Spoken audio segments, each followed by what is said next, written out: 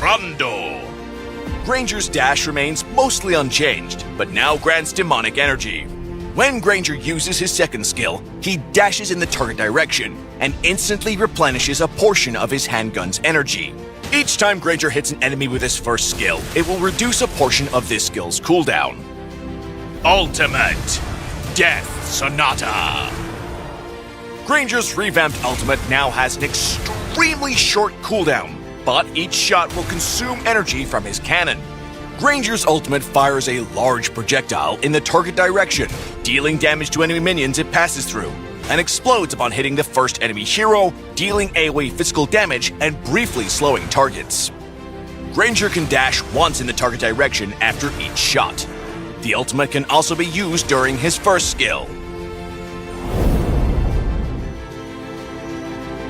In the laning phase, use Granger's first skill to poke the enemy. When his energy gets low, use his second skill to replenish it and continue to poke with his first skill. In teamfights, use Granger's ultimate to poke from a safe distance and continue the attack with his first skill. When the first skill ends, use his ultimate again for more damage and to reposition. If enemies get close, use his second skill to create distance and continue dealing damage with his first skill.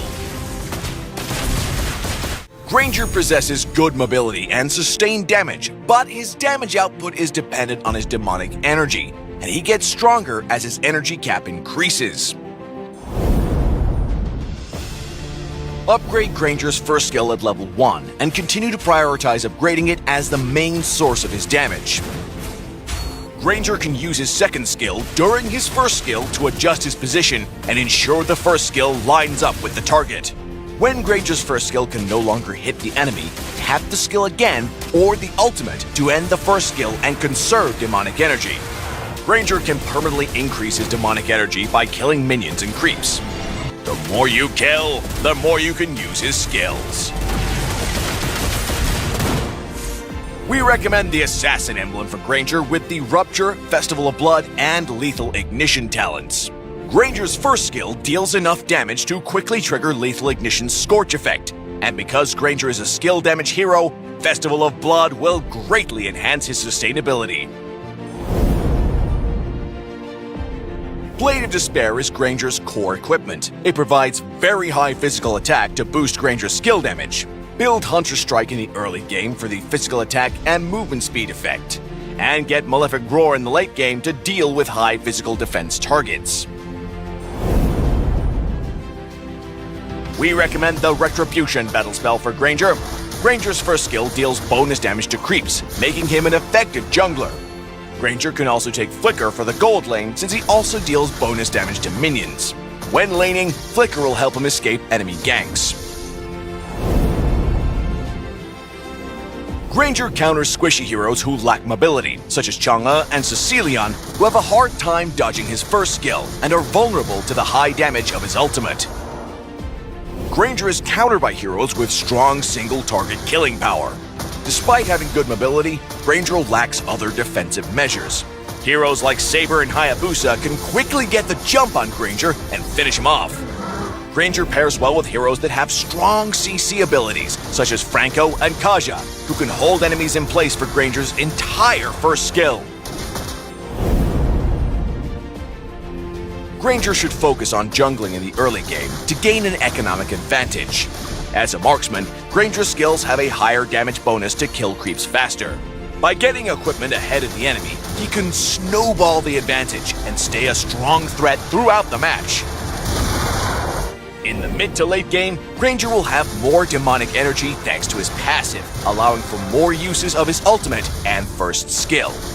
But it's important to continue farming creeps and minions to keep raising Granger's demonic energy to boost his combat prowess. Granger the Death Chanter Revamp arriving November 6th. And until next time, we'll be seeing you in the Land of Dawn.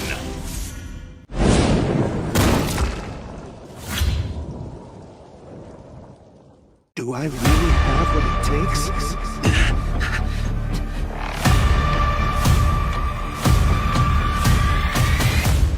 Let's burn. As bright as we can, Dexter. Till the very end.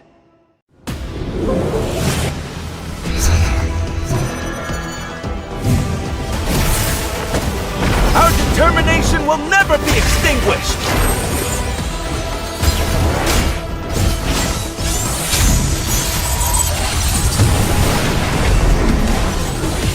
Our cosmic blaze will never be extinguished! Cosmic flare! Time to shine, Dexter!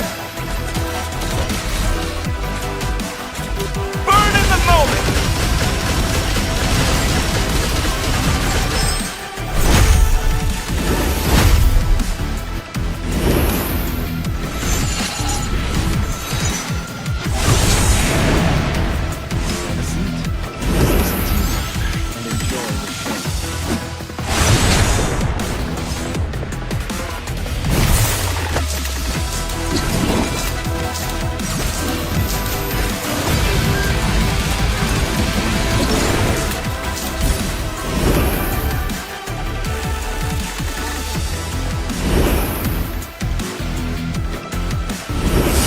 Everyone has their own competitive dream!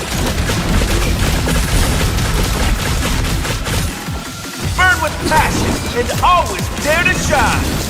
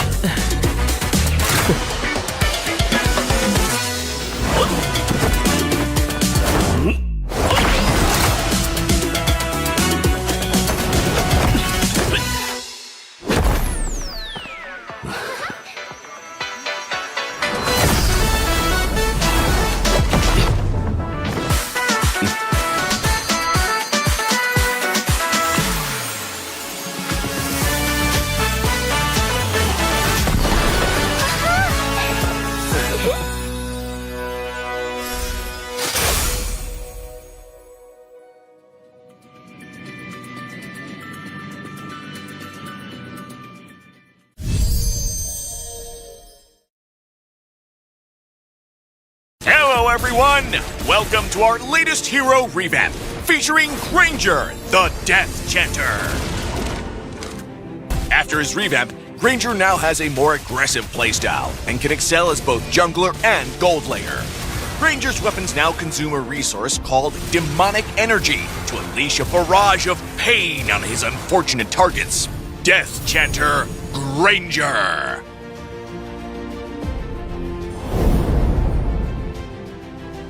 Passive skill, Capriccio. Granger's passive has been reworked. Skills that uses Demon Hunter weapons now consume demonic energy, a resource that regenerates over time. When Granger kills minions or creeps or participates in hero takedowns, the demonic energy cap of his weapons will permanently increase, and he will also recover a small portion of energy. All cooldown reduction obtained by Granger is converted into physical attack.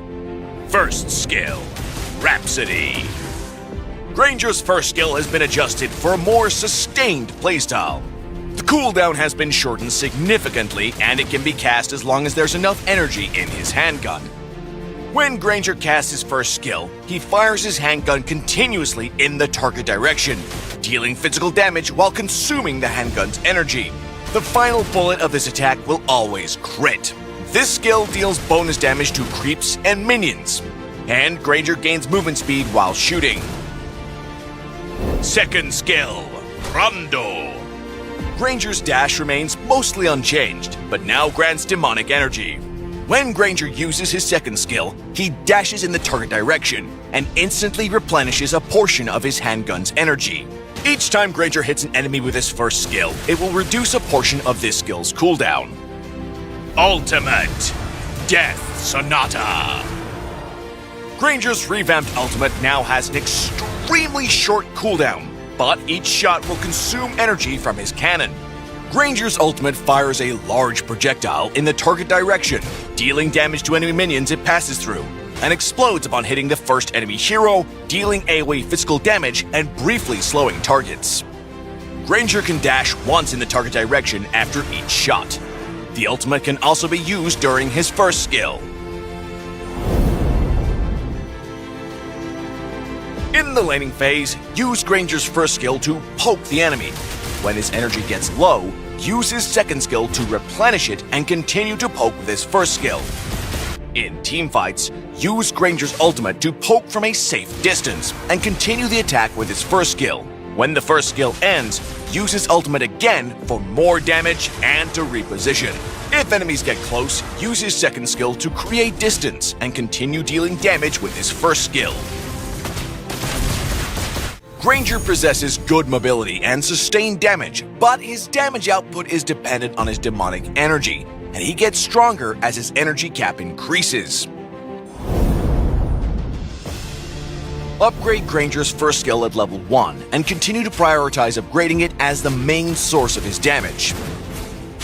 Granger can use his second skill during his first skill to adjust his position and ensure the first skill lines up with the target.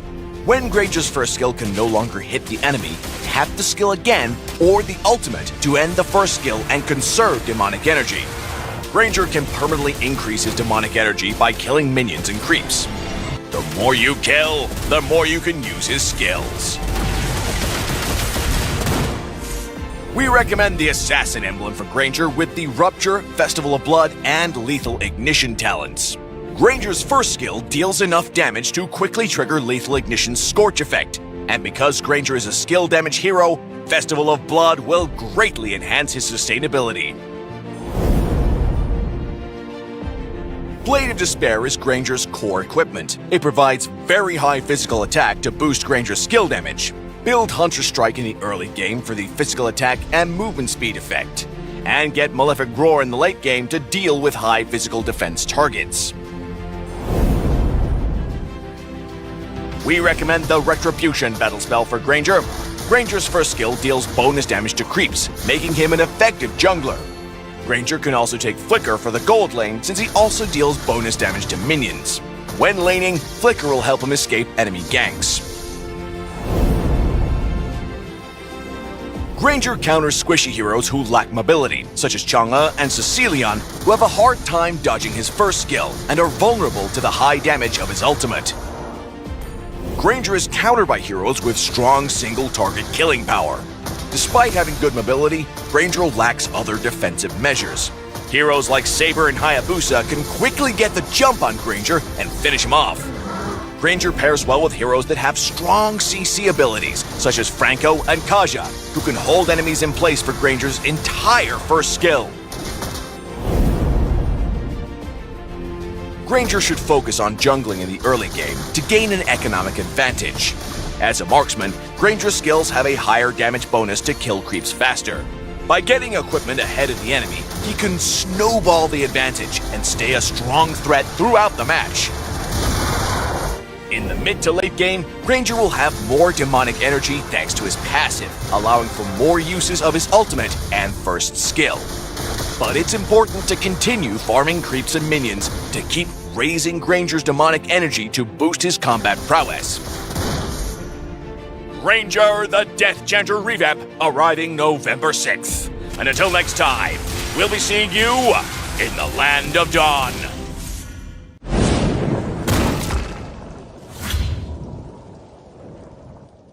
Do I really have what it takes?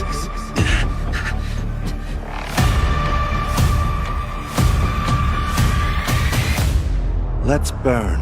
As bright as we can, Dexter. Till the very end.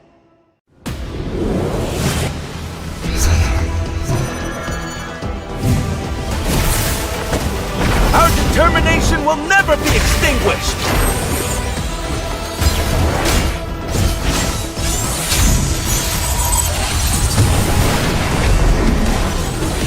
Our cosmic blaze will never be extinguished! Cosmic flare! Time to shine, Dexter! Burn in the moment!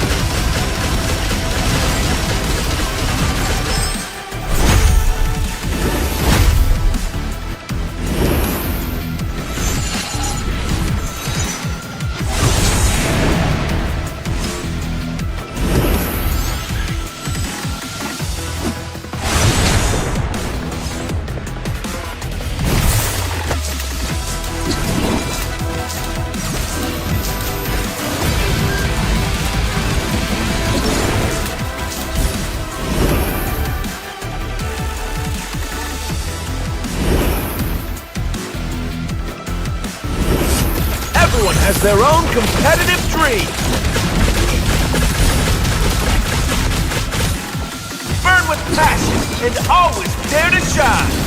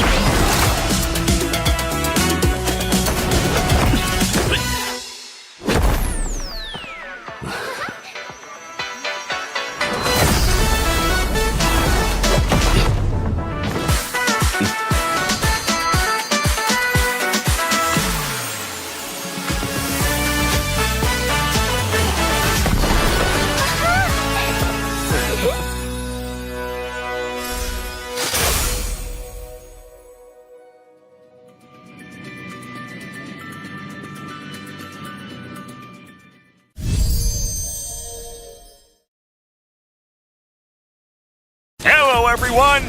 Welcome to our latest hero revamp, featuring Granger, the Death Chanter. After his revamp, Granger now has a more aggressive playstyle and can excel as both jungler and gold laner. Granger's weapons now consume a resource called Demonic Energy to unleash a barrage of pain on his unfortunate targets. Death Chanter Granger.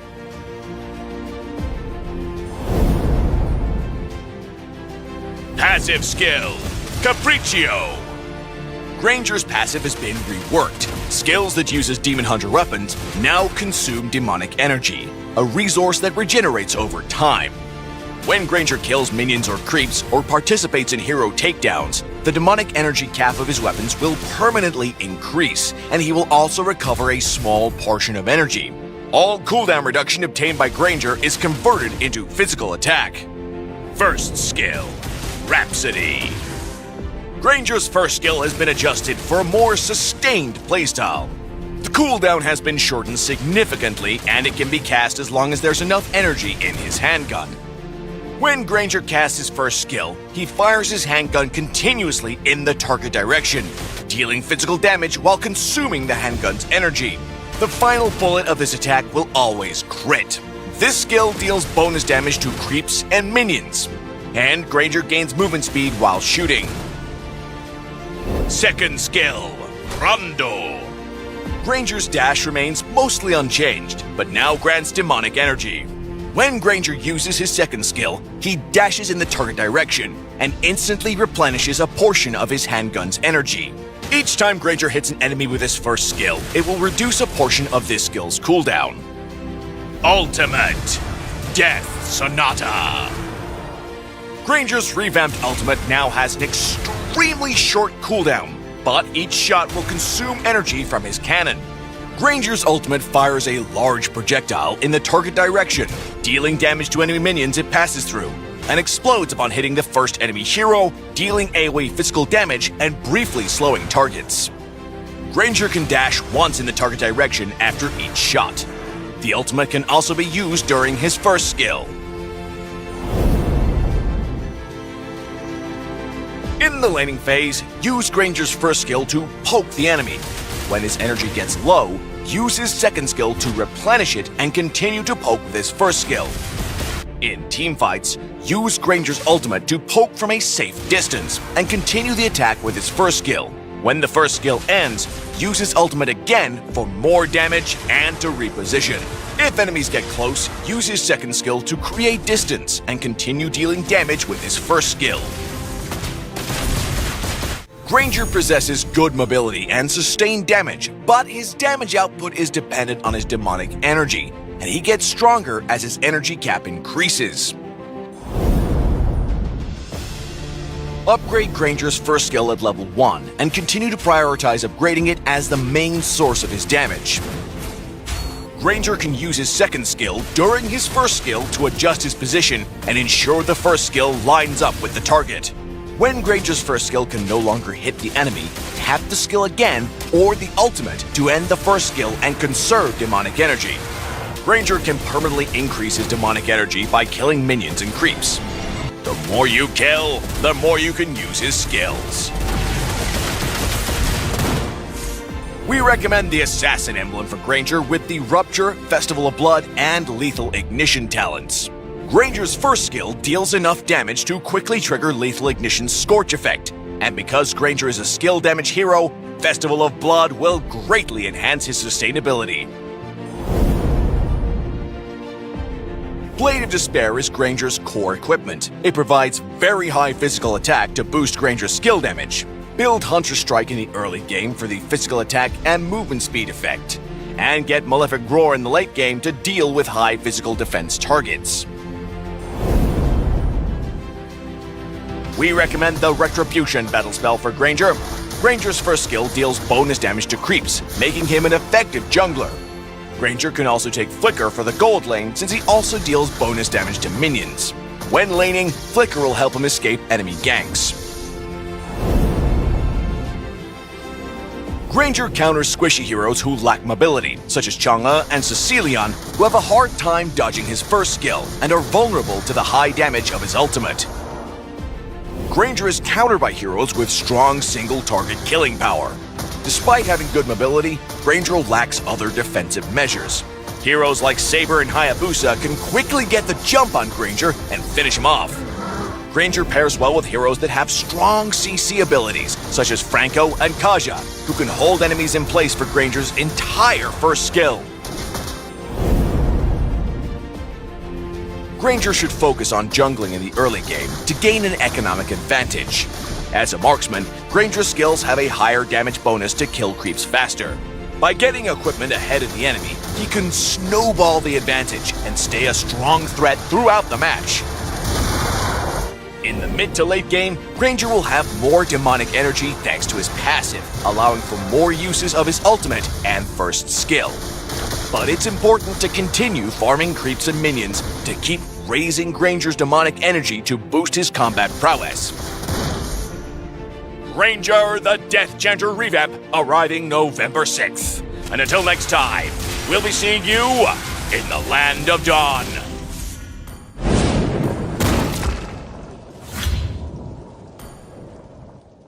Do I really have what it takes?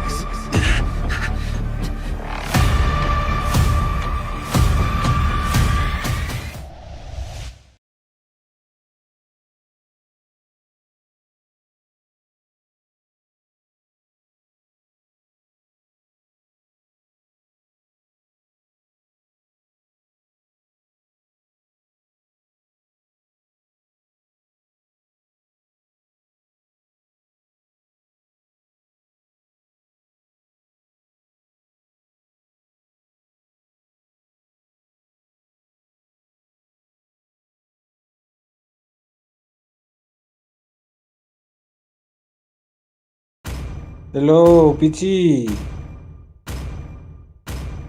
Hello, Pichi. Fight. भाई इतना Fight गुस्सा for कर the लिया क्या मेरे ultimate ऊपर? answer. Life, by the way. And What's your command? Your team is banning. hello, everyone. Greetings. With that, let us start the match of the day. The first match going on full swing. Who said Look there at are no that. You know, shortcuts it in would be life? Team I Meow Meow literally Gang, the invented most one. notable team in India right now. They have been creating rampage in every single Always on the tournament that you way. know. Looks Your like Team team Meow is Meow Gang, who are banning. onto the blue side, will be battling it out against Raymond's. And this is going to be the best of three, the upper bracket qualifiers. Who is going to be the one taking away the victory and moving ahead? And this would be me, Peachy, your caster, and along with me, I have Fredo. Hello, Fredo. How are you? Uh, okay.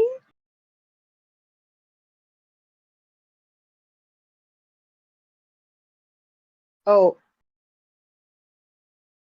so some name confusion. My co-caster will be Ray. Hello, Ray. Welcome to Vortex. Muscle of Sorry, not Vortex, iron, but Your bones team MICC's of is banning. one. steel. How are you doing today? Well, it is a new day, new evening for us, and not too many new faces Yep. because what do I see on my screen? It's gonna be Team Meow Meow Gang going against Team ABM, is it? Or is it ASAP? I'm a little No. confused. Quite Oh. similar faces, right? Butterflies born by thy Oh. wish, Your team is guided picking. by Yep. lantern's light. It will be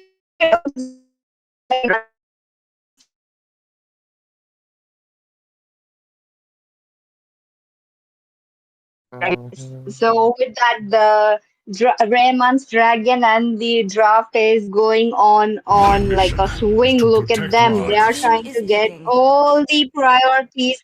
And with that, Eden takes up the high loss. Now the high loss gives up a lot of utility into the game. Now we will be seeing what they will be going ahead with.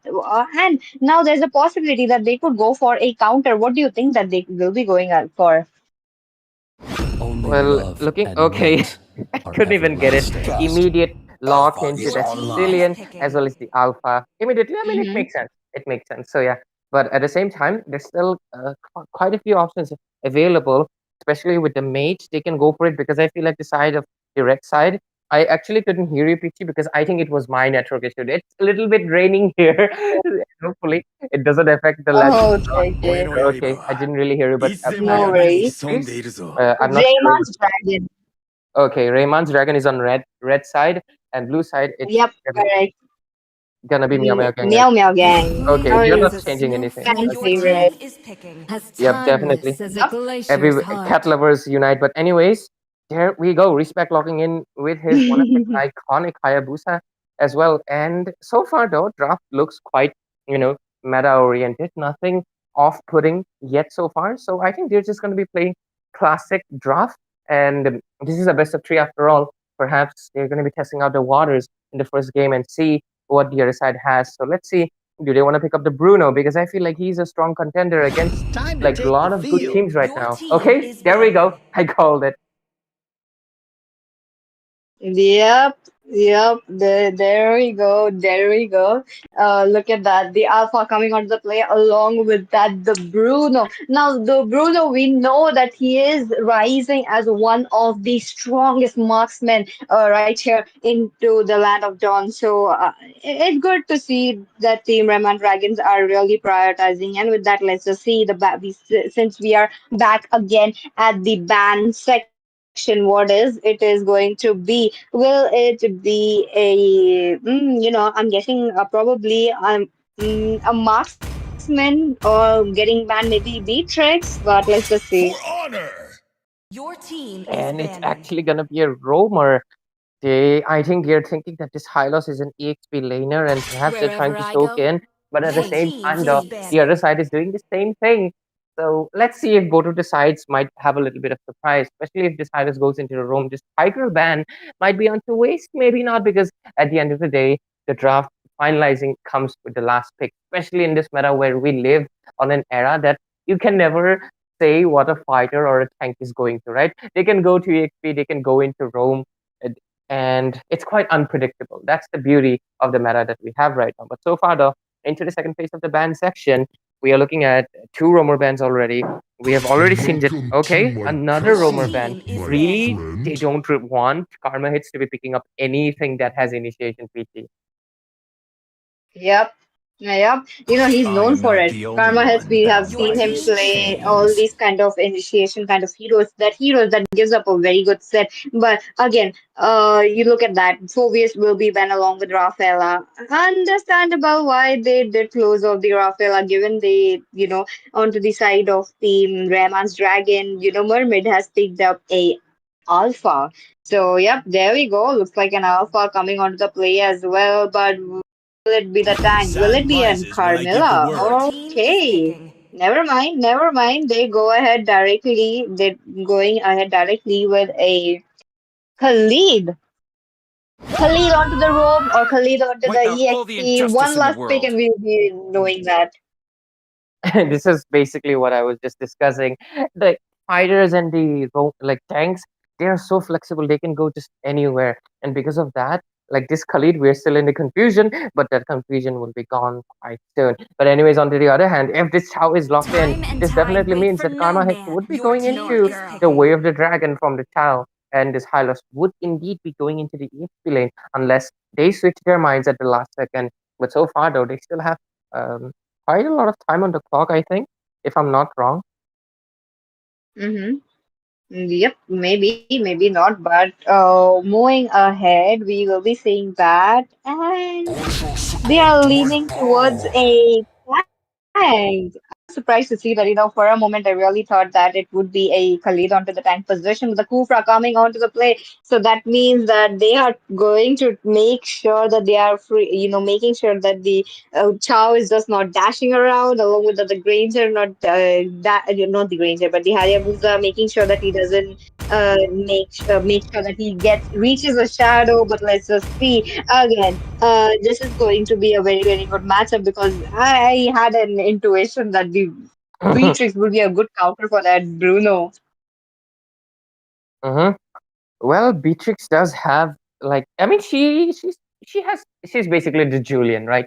the Julian of marksman. She has 4 guns on her hands: Renner, Nibiru, Bennett, everything she has. So she's gonna have a lot of controls. But anyways, ladies and gentlemen, we are heading into the land of Dawn, and it's gonna be Team Ramon's Dragons versus Team Yamaha Gang into this best of 3 series. First game of tonight and the first match of the series. So let's see which team will be picking it up, because both of the drafts are looking solid. So at the end, it would be execution and which team comes up top from all of the prioritizing of objectives, kills, and lanes.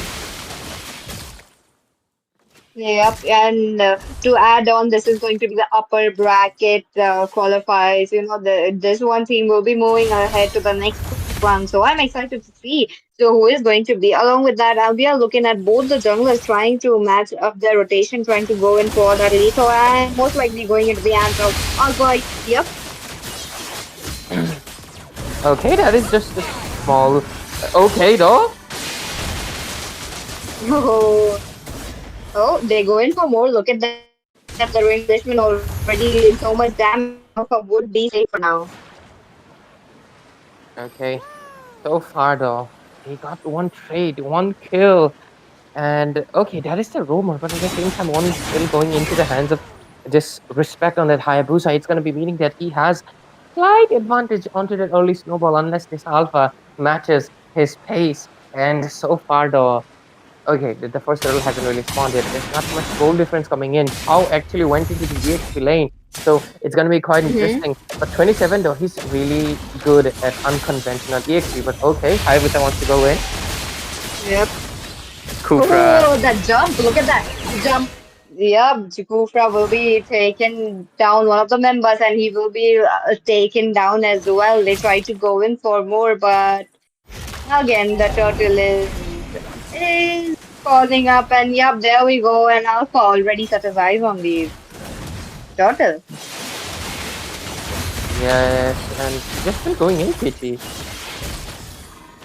Oh, there we go. The bad impact doing so much damage. One more hit and Hayabusa will be taken out, but not much. There we go. The Frigid Glacier coming out of the play as well. It will be the killing spree picked up, but again, a kill for the Kufra. Look at that.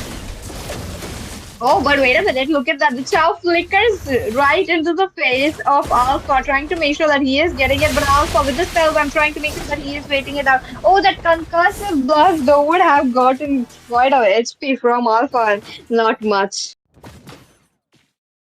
Okay. So far, the both of the teams playing quite aggressive. Really wants to go in, but still the side of Team Miyamo Gang is leading on with 2 kills as well as a little bit of goal lead into this early phase of the game. But other than that, I feel like the first turtle went into the hands of Alpha, right? So yeah, Ramon's Dragon has one objective, but still doesn't matter. The second turtle will be spawning in soon, as well as the third one. And I feel like the third one actually has the most value because it gives you the most gold and XP.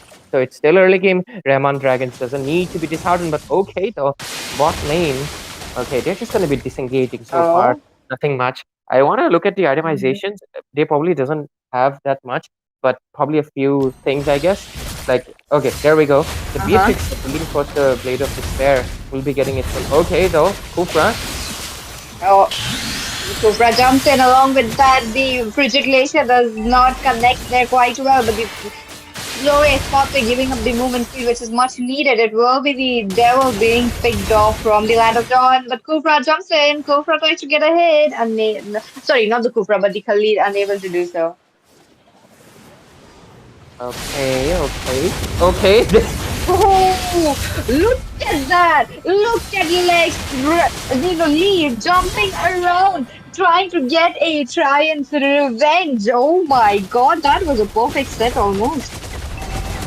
Yep, that was a But okay. bot lane, look at that. Oh, Chow in a very bad position will be taken down into the hands of Hylos. Hylos tries to go in for more. The Ring of Punishment along with that. Oh, okay, he's trying to go back. Oh, close call. Close call for the Beatrix, but the Beatrix will be taken down. But along with that, I did see Respect taking down the turtle as well. So again, a win-win situation. But they are taking up a lot of gold. They are getting up a lot of resources into their hands. Oh, Okay. look at that. Look at the way of Dragon coming in.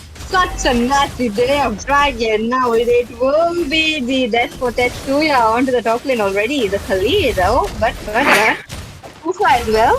Kufra gets a jump onto the Beatrix. Make sure that she is low right now, but there's no follow-up coming in. Both of the teams are playing quite the brawl of a matchup because they're going in deep and left and right. They're just fighting it out. And if you look at the goal lead, the side of Team Memo Gang already has 3k advantage on the side. Right now, they're having a little bit of map control as well because if you look at the top as well as the bottom, top already got taken down. Bot lane, they're eyeing it and it's gonna get taken down soon as well. So that means another. Okay, they wanna go in. Yep, another way of Dragon coming in. This time Bruno will be taken down along with Bruno. Lee is down as well. They try to go in for more. The backseat still dealing so much damage along with the Hailstorm. Double kill picked up by Karma. Hit the Ring of Punishment is so much damage onto his hands. He's looking quite low though. The Sanctum Claw does connect onto the Beatrix, but no. One more hit of the Balance Impact and she will be just blown. Oh, the Land of Dawn, but she is safe for now.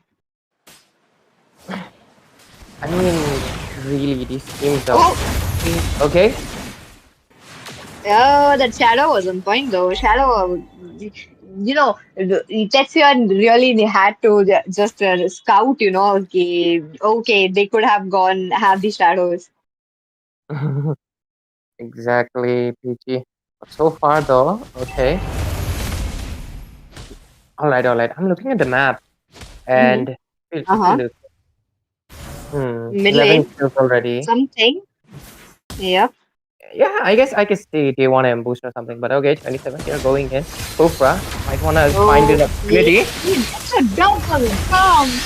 But look at that! Oh my god, what a good jump coming in, but Lee would be safe for now, but the Kufra, it will be a killing spree picked up. Though it was into the hands of Reman's Dragon, but I didn't see any kind of like a big damage dealer follow-up coming in, but with that the mid lane might be in jeopardy. They're trying to go in for a ball, but the Chow tries to get a jump, tries to get away of Dragon, unable to do so. He's just waiting out for all the manner. On the other hand, Karma hits with a ring of punishment. Yeah, dealing so much heavy blows onto the Kufra will be taken down. Oh. I mean, the side of Team Yamagang, look at them. They're not gonna let Bruno live. He's gonna get taken down. There's no way. He's not surviving that. There's just no possible way of that outcome. He was surrounded by like what, 4 people? That is just insanity. You're not surviving that even as a marksman. And he didn't really have a flicker either. So yeah, forever is too long gonna be taken that out. And so far, the side of Team Yamagang just playing a complete dominant game over the side of Team Ramon's Dragon. Look at that into the top lane as well though. Oh, again, the Frigilation was connected very well, but they could not stop the invitation coming in from Rayman's Dragon. Look at that. Team Meow Meow again trying to get another hit, but they did get ferret. So, yep, the rotation is already complete. They try to make sure that they are going on to the mid lane or probably trying to make sure to get someone who is in off possession right now. Yeah, I mean, Rayman's Dragon looks like obviously it's quite visible that they're lagging behind. They're not able to catch up to the goal, which is already around 6,000 lead on to just 8 minutes into the game, which is going to be the next objective gonna come in a few minutes. They're quite behind. Look at the tower with the dragon. Ooh, mermaid will be deleted. They try to go in for more. Look at them, they're still doing so much damage to each other, but will it be successful though? Because I see the Hylos picking up the mega kill to himself despite being the tank. The bad impact, though they do have the late game ability enough now because of Sky Piercer. And it will be Tetsuya going down. Hayabusa though, I want to see how many stacks does he has. Like already probably around 40, I do believe. But let's just see. Respect already farmed up. Now they try to go in for more. Will Karma hit the tail? But the Bay of Dragon will be taken down. The devil himself will be going down. Look at them. They try to go in for more. And this will be the mermaid going down as well. So much damage though. They just clearly made this game a one-sided. I mean, this is quite mad impressive of the side of the American has done because Bruno is. I mean, Beatrix is decent, but Bruno has the advantage with his volley shot as well as his new item Malefic gun gives him higher range than this Beatrix. But despite that, the side of the American has snowballed so hard into this game the side of team Yep. Ramon's Dragon have not cooked up any form of response, especially considering the fact that they only have the Sicilian who probably doesn't have enough stacks or doesn't even have enough gold. Look at that. He only has two items on his hands while Aurora is already building towards her third. And Beatrix, she's also building towards her third. So look at them. They are all two items. That is actually quite symmetrical and beautiful. But Khalid ruined it. But okay, all of them have only two items on their board so far, not even completed yet. And the other side already has third, or they're building towards their fourth, which is absolute insanity because it's only 10 minutes into the game and they're almost fully built. So the side of Ramon's Dragons, they're just struggling with the gold efficiency, with the EXP, as well as the damage gap that is coming. Look at Demon Hunter Swords being bought from Mirio as well, and they're going to be going headstrong Uh-huh. with a 10,000 goal lead. Let's see the Lord marching down in the mid lane. Oh, the Lord definitely marching towards the inhibitors, probably soon going towards the crystal as well because of the goal lead that I see on the side of Team Meow Meow again. Look at the top, Okay, try to well, get away of Dragon, does get away of Dragon, but does not connect it onto the second skill. The Precipitation does stop the Bruno yet again, but not much going on. okay. I think Sicilian. I mean, there were multiple waves coming in because there was a great lane pick coming in from the side of Team Yama gang. But that's the issue when you're facing off against a Uh-huh. Sicilian, because I feel like he just got a lot of stacks in that team fight, and one of his third stack splashes just forced Mirio to retreat. And since Mirio couldn't come back, they couldn't go into the base. Okay, though, there's a flicker play. Oh, and yep, another flicker along with that. The way of dragon, it will be like taken down as well. Meow Meow getting too much damage, bro. I don't understand why Team Rama Dragons are inviting them to for another team fight. Look at them, they try to go in for more. Will they be successful though? Because of, Tetsuya are trying to survive the team fight along with the devil onto the back lanes, but unstoppable picked up by Muriel. Look at it. 4-5-1-5. That man's the real devil right here. I mean, it's quite understandable. It's quite understandable. He's the goal lane, especially a Beatrix who scales up so strongly into the later phases. She has actually okay. They want to go in. Oh, yeah, they want to go in. The Glorious Path, they all said that piece. This is an indicator that Mia gang should go in. They try to go in as well. Looks like unstoppable, picked up by her karma. Is he the tank or is he the assassin of the team? Look at that. On the other hand, Lee has been taken down quite a few times already, despite giving up a lot of good strength. Exactly. I mean, I don't feel like Lee's playing bad. As a Cupra, he's doing so much good stuff, but that's the issue when you're playing against Eden on that Aurora. A great disengage and re-engage tool. The British Glacier is just stopping the whole side of Team Ramon's Dragon from initiating after Lee goes in. And because of the freeze, either they're frozen or they cannot come in time. And after that, Lee just gets taken down because look at the kill board. He's 7 deaths. And so far, he only has gotten his second item while Beatrix is building towards her fourth. And she already has the Blade of Despair as well, mind you.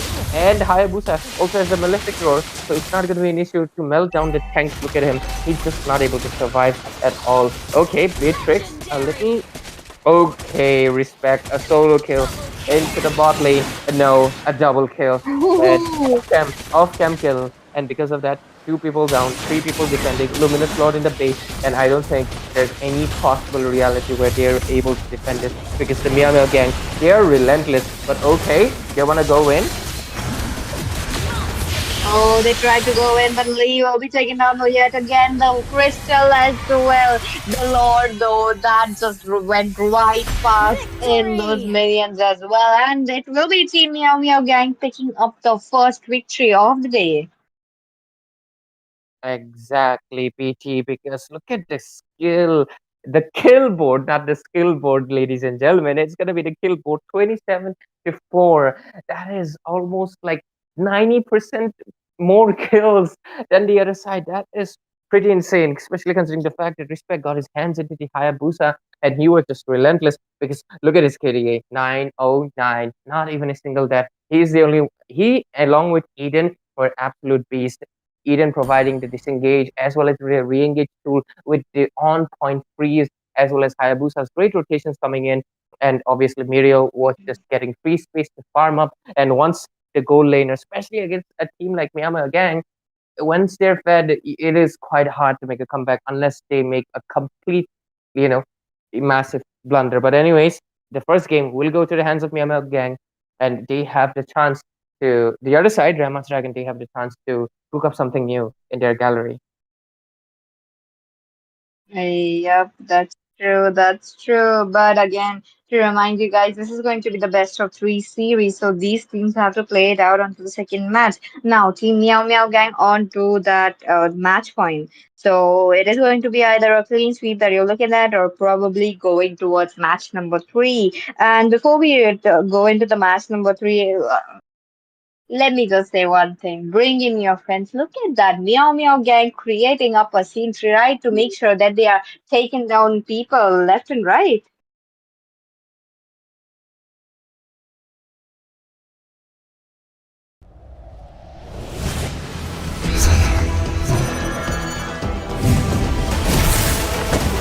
Our determination will never be extinguished!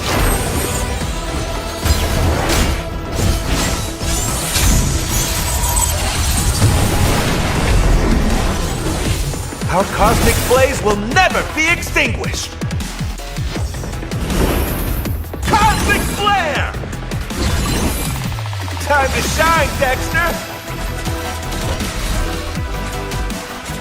Burn in the moment!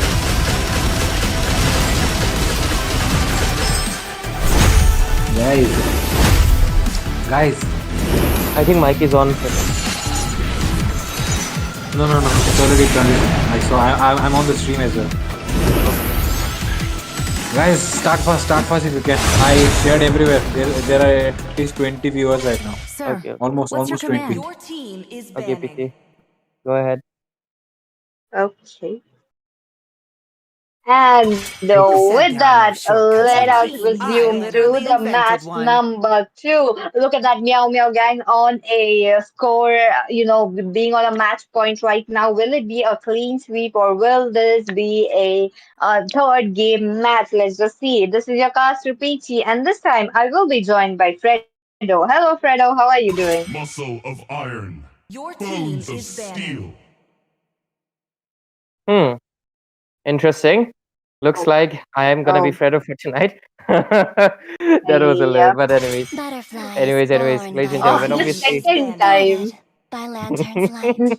okay, third time's gonna be the charm, right, guys? But anyways, I'm gonna be back with this game as well, and let's see how both of these teams would be performing, especially the side of Myanmar Gang. They have to make a clean sweep, but let's see if they're gonna be relaxing their shoulders and let Team Rahman's Dragons make a little bit of a comeback into this game, and we'll have to find out about that. But anyways, uh, PT in the previous game, decided Rahman's Dragon they didn't really get any option. Like they didn't even it didn't even look like Mhm. they had a chance, and the full-on Always domination on the right way. from the beginning to Your the end. team is Only four banning. kills for them. What do you think for the side of Team uh, Rahman's Dragon? They will be cooking up. Do they want to deny all of the roamers to Karma hits? Because I feel like 27 was a massive threat alongside respect. So, what do you think their plan should be this game, though? Team Rayman Dragons, they really need to synergize up well because I did see Lee really cooking up with Kufra, two-man jumps, three-man jumps. The Triumph range was Exactly. definitely on point, but the follow-up was quite late. If they had a very good follow-up, I felt like they could have gotten a few of the other members as well in that process, but that was just not there. And with that, let us proceed towards the draft. Look at that.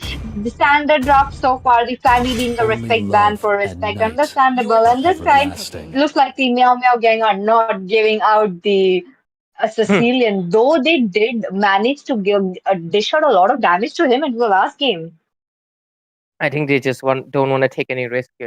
They understood that Sicilian was a little bit of a trouble for Mirio. I mean, I just mentioned it because I feel like if that Sicilian scaled up, there was a possible comeback hooking up because Mirio was the major key player. If he My gets taken mission down into the is to later Your phases, protect team there is is no lives. comeback potential. I mean, Chao can do his best to mark the backline as much as possible, but in the later phases, how much can you really do? Sicilian also had the Mhm. Purify into the Yep. play as well. So that means that you're not going to be able to, uh, not able to kick him each time. So I think they're just going to take it slow, take it safe, and pay a little bit respect to Devil. But they are giving out high loss. They're one of the key players into the last game. So let's see what they do into this draft, though. Yep, I'm curious to know what team composition will they be cooking up because this time team Rayman's Dragon have picked up the high loss. You know the last game high loss? Hmm. Too much damage, Iraq, too much therefore I am. zoning, everything he had. Like he was unstoppable. I did see him getting kills on kills on kills and just the Bruno melting down. I mean, Hylos is one of those tanks that obviously goes into the XP lane for a reason. He has the damage with the divine punishment ring or what, I forgot the name, but anyways, punishment ring, something. Okay, but he has the damage, and obviously he has the bonk, his first skill that literally stuns you, and obviously he's a great utility. But he's especially good when you're dominating because you can make use of his early utility even more, and that is basically what the side of Myanmar again really did. But this time though, if you look at the draft, the side of Team Rahman's Dragons, they're copying, they're being that carbon copy placement, because look at that Aurora and Hylos. They're really, picking up the pages from Team Yama again from I previous am match. But okay, vengeance Moscow. incarnate. Yep. Moscow coming onto the play. That means this is going to be them trying to open up the map for themselves, trying to make sure that they are taking down those inhibitors at these turrets, the structures, those neutral objectives as well into their hands. Give again a late game hero. The power spike being onto the late game. Is the same goes for Time the to Bruno take the as well. field. Now, I do feel like both the teams really need that assassin to pick off those Aurora, to pick off those Moscow, and the same goes for the other side as well. They need a assassin to just finish off the Farsa, who is going to be onto the, farthest behind, literally onto the like the second tier turret and still deal damage to the first tier turret. Inventions. I mean, that's her main trivial, right? That's the main thing that she really, really has. And first pick Farsa, Eden just showing off his confidence into this game. But I have to see how confident that would be. But anyways, Mirio is a really good laner, and him getting hands into this Bruno, it means a little bit of a disaster for the side of team Ramat Dragons. Moskov, though, I feel like he's a decent contender against the Bruno, but not really that much because Moskov, he's one of the, I mean, I am with not carry, the he's only the lowest one range bound by marksman, these right? So chains. he's not going to be making good use of that malefic gun Ayabasa, as much as this Bruno Sanjo. because Bruno can easily reach the turret after getting it, but Moskov cannot. Yep, I tested it, guys. Don't worry. The source is valid. But Oh. anyways, we are done with the Mhm. second phase of the ban as well. Look at them paying respect to respect Fanny, and they're also banning out the Angela, knowing well that there can be an Angela on top of Mirio. They don't want that. And the other side is also doing the same. They're banning out the EXP Hmm. laners. They don't want any, I guess, pet duty on something strong, right? So it makes sense as well. But see, Yep. let's see what they're going to be picking up. Yep, yet again. Oh, I'm the born Meow with Meow gang. They talent. wants to test out this It is Guinevere better to roam, be or will it feared be a than Guinevere loved, jungle? if I'm you curious to cannot know. both. I'm definitely curious to know, unless the Chow goes for that roam. But let's just see as the draft moves forward, and with that, the This land is Ammon our coming homeland, on and to it the will play soon be our along with the burial Lapu ground. Lapu. Wait a minute. Wasn't the Khalid open? Oh yeah, Looks I like, mean he is open. Oh, but I mean, but but yeah, it didn't work out into the first game, so maybe they're going in something for the new. Lapu Lapu is again a strong contender though into the EXP lane. yep, he has the bravest fighter. He got the shields, he got the slams, he got the blades, he got everything that you need as a fighter, and he has the lowest cooldown as well. So he's a quite of a That's spammy true. fighter. He's a good frontliner too, I would say, because of the shield he gets from his passive. But at the same time, Uh-huh. he's The quite easy Immortal to One pick off because chose he's me to part vanquish the assassin as well. But shadows that okay, plague this talking about world. part assassin, guess who's part assassin? It's gonna be the Suyo on the jungle. And okay, Karma hits is gonna be going with the Chow Rome. That means 27 is gonna be making a debut of a Guinevere EXP lane. First time that I'm seeing PT because you know I feel like most of the time she's Yeah. either pushed into the Rome or the jungle. This is the first Uh-huh. time seeing her in Yeah. EXP. Yep, you're right about that. You're right about that. And there we go. I'm excited to see how it will be laning against a Lapu Lapu. And since we are into the loading screen right now, ladies and gentlemen, you guys are watching the second match between Team Meow Meow Gang, who just won of the first match going against Rahman's Dragon. Both the teams looking quite strong. Who will be the one taking away the victory? And with that, we are into the land of dawn. The match has just begun. Exactly, ladies and gentlemen, welcome to the Land of Dawn, and this is gonna be the game number 2 between Team Yamagang versus Team Rahman's Dragon. Team Yamagang already leading into first match pointer, and they can have a clean sweep or decide if Rahman's Dragon they might be coming up with a comeback. We'll have to wait and see. But so far, though, all of the players have gone into their respective lanes, so we're just gonna be seeing normal rotation coming in. Anyways, I'm gonna be your caster Ray, and for this match, Peachy, I guess Peachy will be joining me. And do you wanna? Yep. What am I even saying? Do you wanna stick? No.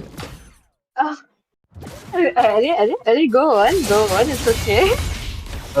Okay. Looks like they heard you. Look at They that. wanna go in. Look at that high loss. Okay, Revitalize already popped in. I absolutely love how the side of the Meowgo gang how plays. It's always so aggressive, so on the pace. They just want to go in, but okay, they will be retreating so far. But still, so much of brawl. They just want to go in. But Loki though, it really feels like because of this brawl gameplay that Team Yamaha Gang are making right now is actually accumulating those farm for themselves. And okay. Okay, indeed, but Labu Labu will be surviving that kill though. And so far, if we no first blood, no one is the first casualty so far into the map yet. But Bruno, Mario, really clever, map awareness. He knows that there are people coming, and there's Karma hit coming for the backup as well, making sure that Mario is safe and sound and gets his gold minions. And okay, Eden will be forced to retreat, but there's the turtle coming in 5 seconds. And let's see who will be getting it. Suyu does have the advantage with the Soul Sever, so let's see. Yep, let's see what will happen because the Lord fight, since the first blood is not here yet, it is going to be quite an energetic first blood coming in. Both the teams trying to scout up the bushes, trying to make sure that they are getting those river area control. Who will be the one taking up the retribution battle though? Look at them, they're all swarming up right now. Yeah, swarming up indeed, but okay, the turtle obviously gets secured by Suyu with the Soul Saver and the Retribution combo, but Ted Cutie secures the first blood for his team on 227 on the degree Nivea. So far, that was a trade, EXP trade for objective. I feel like it might be equal in terms because after all, it was one person getting the gold compared to the whole team getting this gold and EXP. So I feel like it was quite worth it for the side of team Yamagang. Yep, that's right about it. But Team Meow Meow Gang, since they really did not get up the first blood or something, but right now they're trying to get a move ahead with the Way of Dragon, though. Will they be successful? They did not notice the Ammon onto the bush already, but yep, they move ahead. Now, the power spike lies onto the hands of Team Meow Meow Gang until the early game, though, because the high loss as well as the Lapu Lapu dealing so much damage. And look at that, Sparta. I think that was a little bit of a waste, but I guess they just wanted to play it safe. But okay, Lee might be in a tight spot because he gets taken down by Eden. I mean, I think that is no. I can't believe that Miyama Gang really played the mind games well. BT, they used up the feather airstrike, made Lee think they will not go in, and then they took him. Oh, yeah, you're right about that. Now, they do make sure that they are trying to go in, but unable to do so. A one-for-one trade so far, one kill on both the sides. Now, the goal difference is not much, but again, it is favoring towards the Meow Meow Gang. And will Chow get a Way of Dragon right there? Okay, Hylos with a glorious pathway, creating a little bit of zone, but he gets taken down quite low. He might have to retreat because Lee, okay, he does have the revitalize, but Amon is going in, takes down Eden into this Farsa. punishing her. But okay, Lapu Lapu also going in with the bravest fighter, wants to go in, but he's just a little bit too far away to secure the kill. And Mirio will be surviving with sliver of his HP left. But look at the positioning coming in from Respect as well as 27. They are into the fight scene as well. They want to help their side of the team get the objective. But okay, Suyu though, he's also trying to find a position. Both of the teams doing a little bit of this turtle dance. But okay, they're disengaging for now though. Yeah, the disengage is already there. Both the teams, team Rahman's Dragon winning up this fight. This could be a easy turtle for them, but again, Team Meow Meow Gang are painting up the map a lot right now. They want to take down the river area control and without trying to give them the space, but will they be successful though? But look at them. Okay, there's Respect with the Soul Sever Retribution still coming in on Quick, doing best what a Suyu does, but there we go, 27 gets taken down by, okay, Mermaid with the Amon really doing the job, but okay, onto the top lane though, a structure loss, that is Mirio getting free farmed. I think the side of team, Ramon's Dragon, we're not anticipating for Mirio to just not come in the objective and just push, but okay, they're gonna be doing the same. Okay, understandable that you guys, both the teams really want a structures for themselves, trying to make sure that they are pushing it away. But again, talking about the goal lead, not much, and it is just going hand in. Going to be the one picking up the lead as well because the Meow Meow Gangs are known to go and aggressively trying to make sure to get a brawl fight. But this time, they don't have a dive in composition, though they have a re engage kind of a composition. The Bruno onto the backline turn with the Farsa, but that Okay. endless shard. That endless shard is so much. Okay, they want to go in. There's the Federester coming in and already getting taken down. Devil onto this Aurora. Moskov going in, but okay, there's the Knock'em. The spatial migration coming in, and it looks like Bravest Fighter will be taking down 27 again. Ted Cutie really showing his EXP later skills this time, having the upper hand over 27, who's getting taken down 3 times so far into the game, and that's just not looking good, PG. Definitely, all looking good. We're talking about the Lapo Lapo. This really feels like this was like 5 to 6 seasons ago. When they're going in, but how will we taken off? Okay, they are using up their glorious pathway on to Respect, but I think I think that was not a wise decision. They should have just stopped Mirio onto the goal lane, but okay, Mirio, he's free hitting as much as possible. There's Purify being used. Okay, there's the Spirit of Destruction coming in, but Moskov knows it. It's a death trap. He will not be going. And okay, Ted Cutie, you might be in a tight position because he finally gets taken down. Not a shutdown because he only got 2 kills so far. But okay, they will get a little bit of a bounty, but Mermaid will take up this turtle as well. But despite that, PG, look at the map. It's slowly turning red because this Mirio, he's been rotating left and right to push all the lanes. Uh-huh. Okay, That's they true, got that's true. Understandable. They would just want to take away the farm. And again, the goal lead being around just few hundreds, definitely into the answer to again, given they do have the less skills, but oh, Chowder wants to go in. He's trying to do so much damage. That is so much damage. Okay, Hylos just survived it. That was a little bit of a misplay, giving Hylos the room to breathe. Okay, Respect gets stunned inside the turret as well. There's the Bravest Fighter coming in, and Respect is gonna get taken down. And that was a slight misplay for the side of Team Yamaha Gang, perhaps, because I feel like they're prioritizing Devil a little bit too much. Into the last game, he was Kufra, who's quite squishy, but Hylos, he has to revitalize. He is quite tanky. He has the highest HP pool, so I feel like this time they're making okay, though. 27 just survived from the shards of Amon, but they are losing out another turret. Team Ramon's Dragon, they just equalized the structures completely. 3-4-3 turrets. Mm-hmm. That's true. Now, again, the mid lane might be in jeopardy because the glorious pathway coming onto play. Look at that. There we go. Both of the teams quite even right now. Both of the teams don't have their mid lane, don't have their side lanes as well. Team Yamagang actually looking in a jeopardy, considering the fact that they don't have any of the outer bot lane turrets. They only have inhibitor left, which means if the side of Team Ramon's Dragon gets the Lord, their inhibitor is going to be on danger, completely exposed. Yep. And so far, Let's see what is their game plan because it's not working out that much because Ram and Dragon they're cooking up a comeback though. Oh, they're definitely cooking up a comeback, but again, whenever in a very best position, she will be just playing it safe. Now, both the teams they really need to get that lord. We are talking about that level 1 lord, and this lord is going to be the deciding factor. Like, oh, which team will be getting the most of the turrets because both the teams are known to make sure get a very good lane sync. And given the fact that Team Raymond's Dragon have are on the kill lead as well as the goal lead as well. Ciao. Okay, Frigid Glacier doesn't really connect to anybody, but there's the Lapu Lapu with the bravest fighter. He gets kicked in with the Way of the Dragon. Then there's the Brutal coming in with the volley shots as well. And Moskov going in with the Spear of Destruction, stuns Eden into the wall and forced to retreat. He might get taken down, but okay, Mirio is dealing a lot of damage as well. And forever too long onto this Moskov gets taken down, but okay. There is this mermaid who's onto a mega kill right now. He might be actually making this unorthodox assassin make good use of it because so far, okay, respect gets taken down. This means this is a free loss.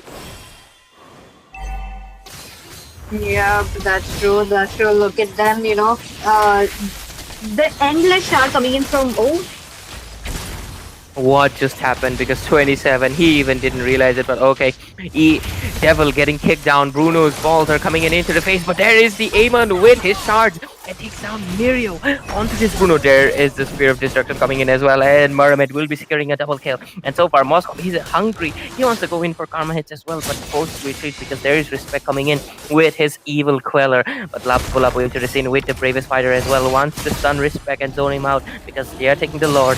This elemental Lord will be taken by the side of Team Ramon's Dragon, who is on the driving seat this time. definitely on the driving seat with the going on a lead. Respect this time falling behind onto the Tsuyu though. He is not able to snowboard. But again, you're talking about a Tsuyu can pick up at the any time of the game, trying to make sure he is getting the kills. But this time I'm looking at a Moscow picking up the wind of nature as well. So this is going to get quite hard for respect because Team Raymond Dragons they really need to. Okay, there's the Fishy Glacier coming in, and Lapu Lapu secures the kill into respect right now. And so far, the side of Miyama gang looks like it's not going to be a clean sweep because I don't see a comeback cooking up for their side at least because the Lord is much down into the bot lane. Their inhibitor completely exposed and vulnerable. Okay, there's the Chao. Doesn't really connect the Way of the Dragon. Gets stunned in instead and taken down. Karma hit is facing the karma of the first game. Okay, Farsa, you gotta watch out your positioning because there's the charge coming in and taking down Mirio, trying to do his best to defend. Okay, that is a great partial migration coming in, but there's a lot into the base. Will they be able to defend it? There's the Frigid Glacier, and so far, okay, there's a minion still coming in. They're locked into the base, and okay, what? 1 HP defense coming in for the side of Team and okay, they are not able to do a full wipeout. Lapu Lapu is the only one surviving into the map, but 4 men down. Base surviving at literal 1 HP. You've seen 1 HP escape. Now you see 1 HP base secure. And ladies and gentlemen, this is why you should be coming into MIC Season 1 because this is the type of game we see here tonight. Yeah, definitely. What a close match for them because the high losses they're jumping in again. Look at them trying to go in, trying to deal so much damage, but 50% of his HP will be taken. The feather extra coming as well, but this time it will be in a very safe distance now. Farsa really needs to make sure that she is waiting for the Ammon to show up because this endless charge is always on her. Exactly. I mean, she's the main target after all. As an assassin, mage is the most yummy food. I mean, it's Sparta, so she's definitely. But anyways, look at the itemization feature. Talking about the Farsa picking up the Wishing Lantern as well, quite a good choice because they do need that kind of damage. Because we do see a high loss on to in front of you, so they did not pick up something like a Lulock, trying to make sure that they are melting them down. But again, a great choice of itemization coming in from both the teams. Both the teams are not lacking on to that micro and macro skills as well, but the base is still healing up and the Lord is there. Both the teams don't have a river area control. This is going to be proven hard though because Okay, they're in a little bit of a just position, but okay, there's a Moscow coming in with the Spear of Destruction. They don't want to go in because of the Bravest Fighter coming in as well. 27 being forced to retreat. Karma Head's getting taken down by this Amon. There's his zoning coming in, but finally a double kill by Mermaid, securing a kill into 27, who's just not having the greatest time of his life into this game.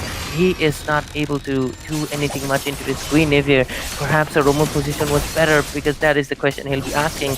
Because look at that side of Team Revamp Dragon. Okay, can Suyu steal it? He has a chance, and Oh, oh my God! You gets it.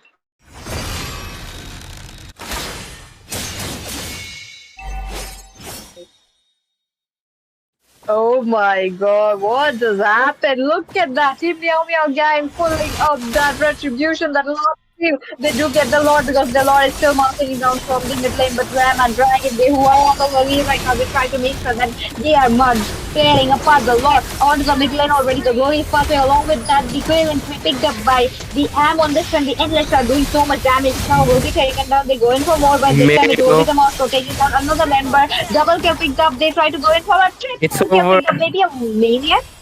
Maybe a maniac? No, nah. 27. They are He's just fighting for his life. Yep, He's fighting for his life, yep. but it's not gonna happen. Wipe It's out. 5-man wipeout. Rehman's Dragon will be taking this game because there's nobody to defend their base this time. It's not gonna be surviving on one health. And Rehman's Dragon, despite that sneaky Lord Steal from Respect, it's not gonna be happening. The comeback is not coming, and will be pushed to game number 3 between Team Yama Gang versus Team Rehman's Dragon as they push game number 3 with this great comeback. I apologize for disappearing into the last second, PT. There was a little bit of a technical issues, but anyways, I'm back into the game. And what a game we just had. I really thought Respect will be coming back, but I feel like they should have just disengaged. I don't know, perhaps their aggression was the bane of their existence, Mhm. and they'll be losing out this game. But at the same time, though, the Guinevere EXP was quite experimental, and yep, it just didn't look like it. Ediga just got. It's quite sad, but feel like this Guinevere EXP just didn't work out against Tet QT's Lapu Lapu.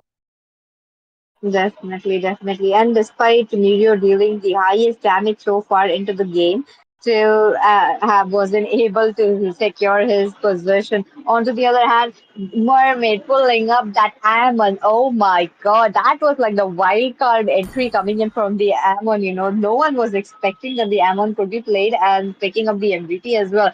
A well played coming in from the side of Team Reman's Dragon. Again, go just before we go to the game number 3, both the teams have 1-1 score. So let's just take a short break and we'll be right back.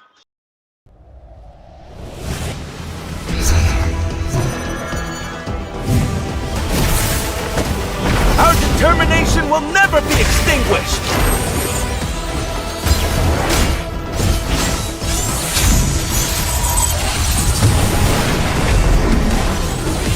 Our cosmic blaze will never be extinguished! Cosmic flare! Time to shine, Dexter!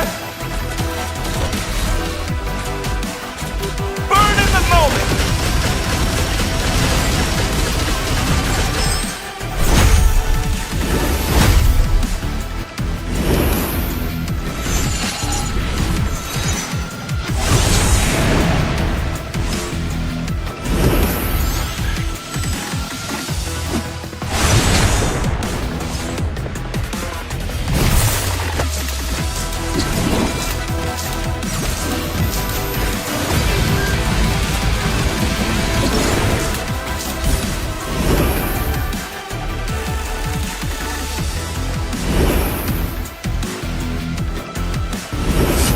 Everyone has their own competitive dream!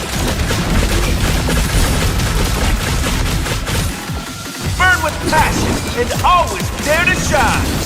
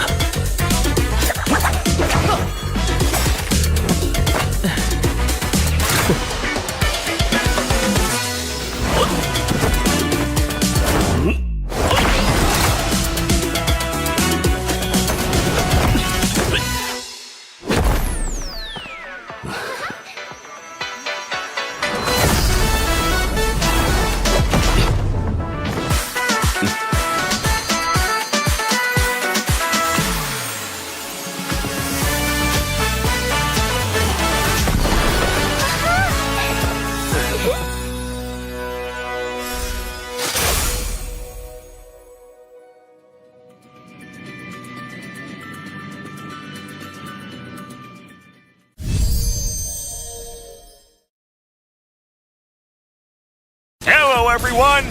Welcome to our latest hero revamp, featuring Granger, the Death Chanter. After his revamp, Granger now has a more aggressive playstyle and can excel as both jungler and gold laner.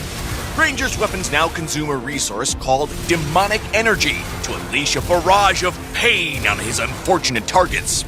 Death Chanter Granger.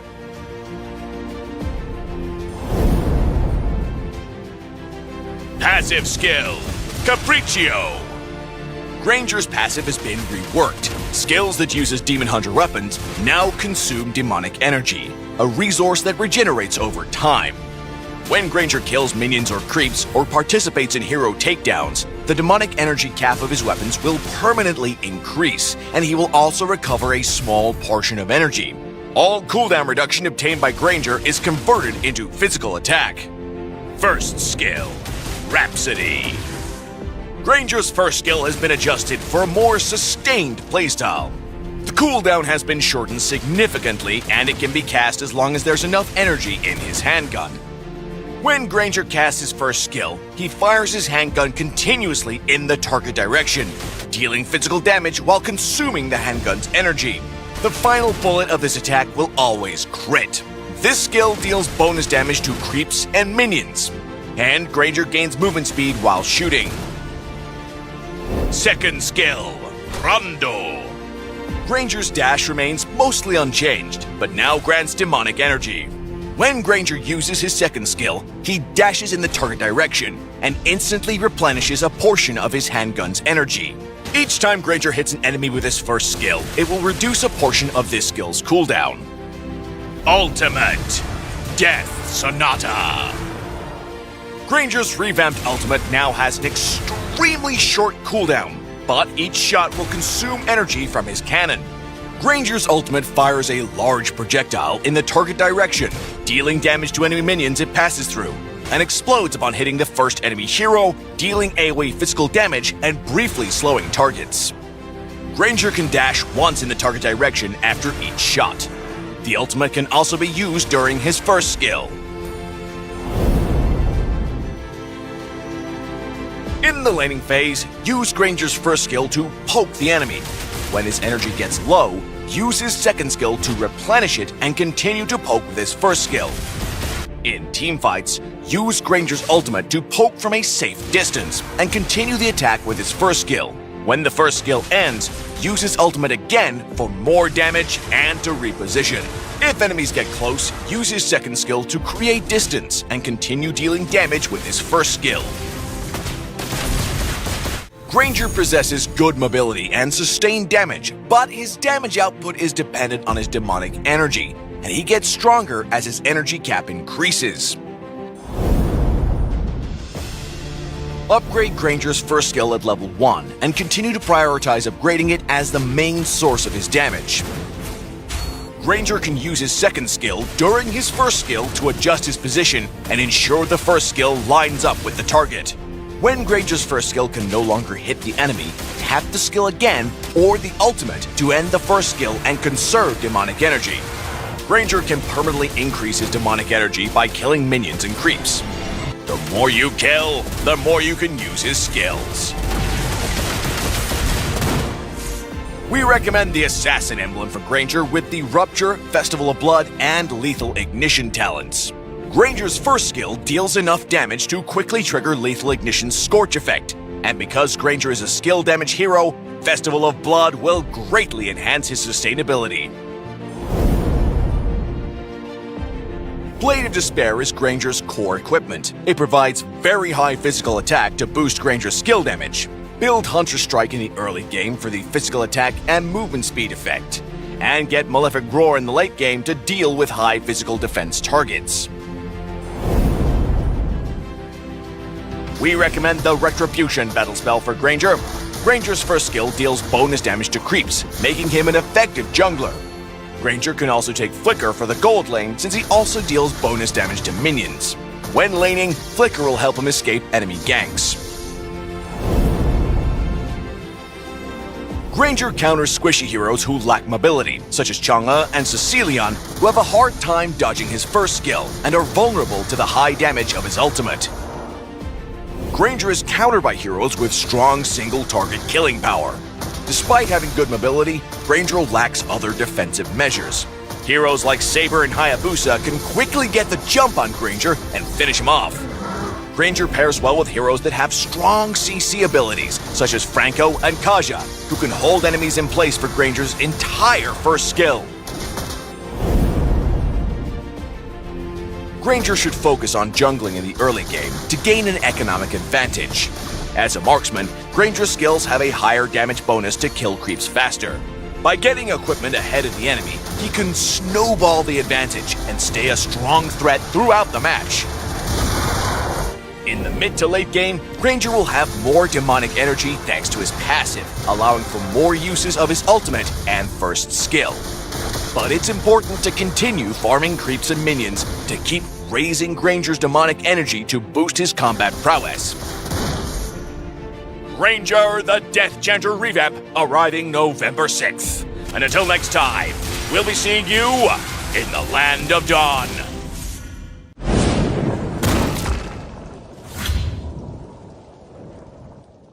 Do I really have what it takes?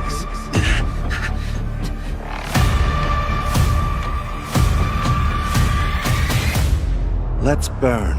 As bright as we can, Dexter. Till the very end.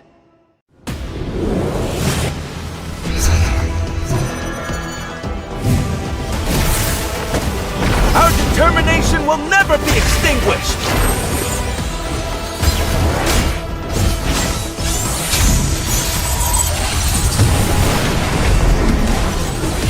Our cosmic blaze will never be extinguished! Cosmic flare! Time to shine, Dexter! Burn in the moment!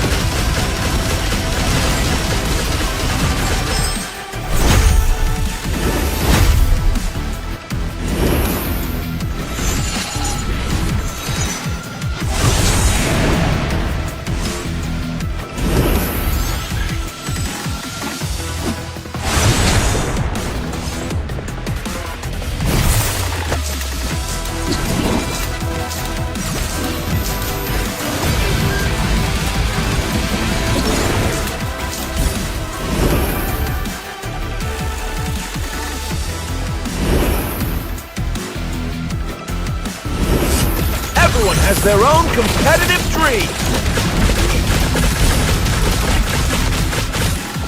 Burn with passion and always dare to shine!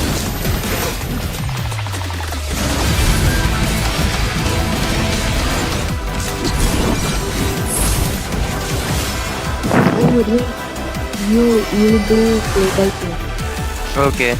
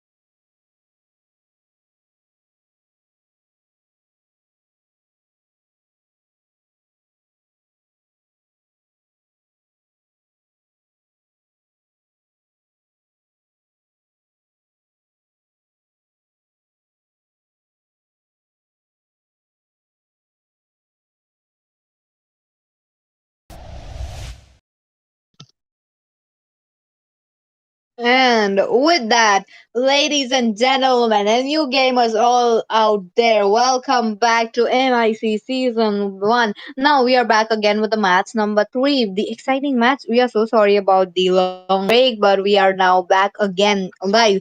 With that, Let me remind you that last game, Team Rahman Dragon really did an amazing job with an Ammon who picked up the MVP as well and proceeding towards that victory. This is us the Muscle game of number iron. three. Now we are Clones back of onto the steel. match again. This will be your caster Peachy, and along with me I have Ray. Hello Ray, welcome back.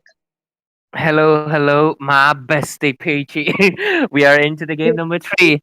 And well, despite the great efforts coming in from the side of Team Meow Meow Gang, they will be losing out and Mhm. giving us a game number three because Rahman's Dragon, they stood strong and they'll be giving us a great performance. But let's see if it's gonna be a worth it one because after all, this is best of three, the final game. So we can forget about the rest too because it's basically gonna be a best of one right now, right? Whoever takes the victory, he'll be proceeding to the next rounds. But anyways, we are seeing the standard bans coming in from both sides so far though.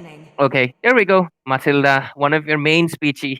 She's never gonna see Yeah. the dawn of light, is she? She's never gonna be open for these top No. teams.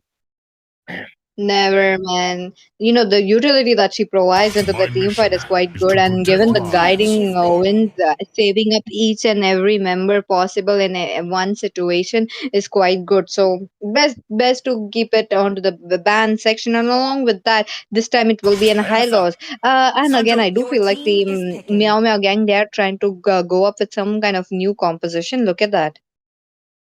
Okay, okay, Team Yama Gang, what do you want to go for? You do have this is still in open for you. You also have the Mhm. Aurora on your hand as well. So you have a lot of options into your hands, mate. But what do you want to go for? Do you want to go in for a roamer? Or do you want to go in for the EXP lane because the Khalid is open? You can show the side of Rahman's Dragon how to make goodies. Okay, though, my favorite, Zushin, my base, she's still open. I almost forgot because look at that. They are paying respect to respect and banning his Hayabusa, but you're letting out the Zushin left out open and looks Mhm. like without any second thoughts. Come on, just log it. Come on, just log it, guys. Come on, she's my bae. Let's Why aren't go. you not looking? Come on, lock it. Eden, Thy Karma, eye is don't. born by Okay, thy thank you. light, Okay, they'll be guided locking Zushin. by lantern's light. At least one of our favorite heroes is onto the land of dawn today, Ray. Exactly. I Welcome mean, to my at day castle, one, it was my like I like friend. Zushin, and day 10, I'm like, I'm obsessed right now. She's my favorite. Like, Damn. I love Mhm. butterflies, okay? But, anyways, Zushin going into the hands of Team Yamagang means there's going to be lot of lifting Only up and love throwing and down night happening into are the Land of Dawn with the everlasting. Crimson Beacon and Lantern Flare. But at the same time, though, they're giving out a good option. There is going to be the Grok, who's definitely going to go into the roaming position, which means that he is quite CC immune to the lifting that's going to come in from Zushin. So he might be a good initiator, and that is basically what they go for it. At the same time, there is one of the top mages, the Sicilian being picked up as well. He has a mid to late spike, so let's see how the side of Myanmar gang will respond because they already I am responded in the first vengeance game. Can they repeat it the incarnate. same? So let's see. Yep, and with that, we are seeing a Moscow back again into the land of dawn. You know, in the last game, Moscow did a lot, did a really a lot against Bruno as well. So it was a good match. But again, in this match, this is going to be like the most intense match that you'll ever see, guys. Because a third match, Meow Meow Gang versus Rayman's Dragon, knowing that these players are top notch, you know, in our own country. So given that, let's just see. Now, coming back to the draft. One of the hero yet to be picked, and I do okay. Okay. Before I could say anything, they are just walking in onto the had it. Now, what are your thoughts on that, Ray? Okay, Harris for the goal laner. I mean, lately, because of the Malefic Gun rework, people have been picking marksman left and right, not giving the option to the mage goal laners anymore because obviously they lack the range. But at the same time, though, they have picked up the Harith. So let's see. Is this Catboy still dominating into the Land of Dawn against the marksman that has the new itemization?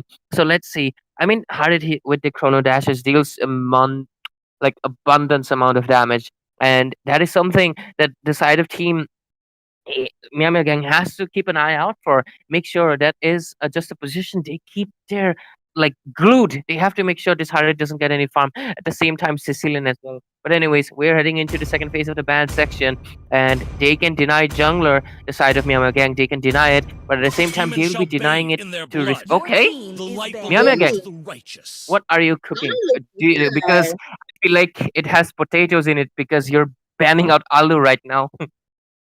No, yep.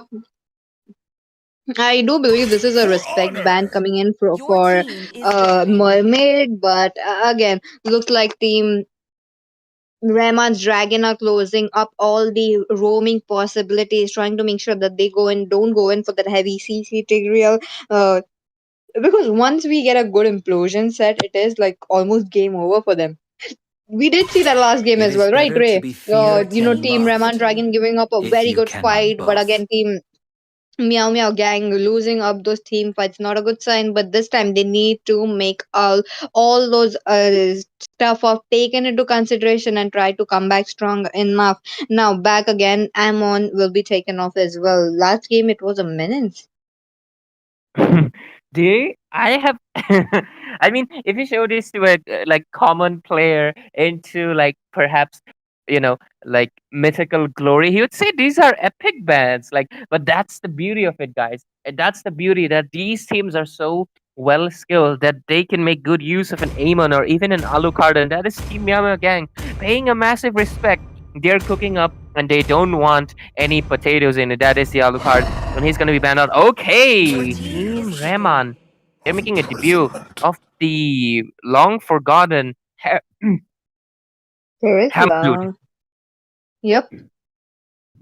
Sand I'm rises when surprised I to give see the a word. Terisla though after such a long time. Now both the team onto the side of Team Rahman's Dragon really have to survive and try to make sure that they're giving up a very good synergy along with the penalty zone. Now coming back to the lanes as well, EXP lane. I'm looking at a Khalid. Again, a versatile hero. There might be some switch up coming in from the Hilda and the Khalid. I'm not sure who is going to be the one onto the roam position, but it would be better to see a Hilda onto the roam given the fact that she could really cover that distance between Devil as well as, um, you know, the marksman, the Harriet there. Exactly, because there's gonna be two cats fighting it out. It's gonna be the feeling joy. Gonna go against the Harit as well. And what do you guys wanna pick up? What is the jungler? You need to make sure he's the balance of the yin and yang. Even the But strongest of okay, it's turrets not gonna be fail to yin and yang. tame It's gonna be the me. sharks coming in because look at the Bane jungle. So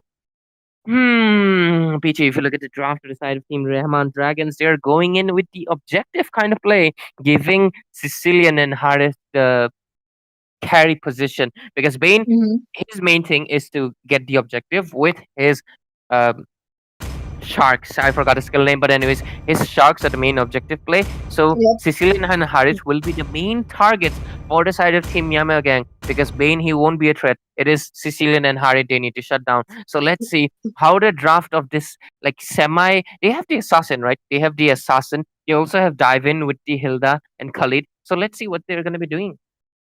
Yep, and Deadly Catch is definitely going to be one of a hell banger. And with that, ladies and gentlemen, we are back into the land of Dawn. Oh, we already have a pause, right? Not even 5 seconds of the game has already begun. Maybe few of the members are showing like having some connection issue. The issues will be solved very shortly, so please stay tuned, guys.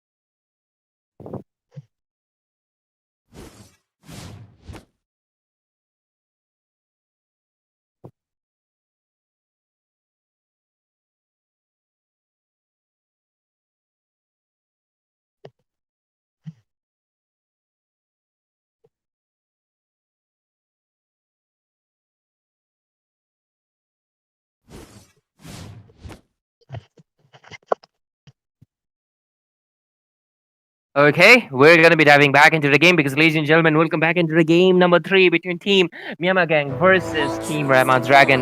The both of the teams already have a match point into the hand, so this is gonna be their deciding factor on who proceeds to Yeah. the next round. Anyways, I'm gonna be your caster Ray. Joining me would be the beautiful, amazing, sweet-sounding bestie of mine. Like I have a lot of names for her, but anyways, the stream will be ended before I finish. But anyways, it's gonna be that amazing Peachy joining us as okay, Zushin. Please stay alive. Oh, not the first blood, not the first blood, but on the other hand, Flicker already spent up right there.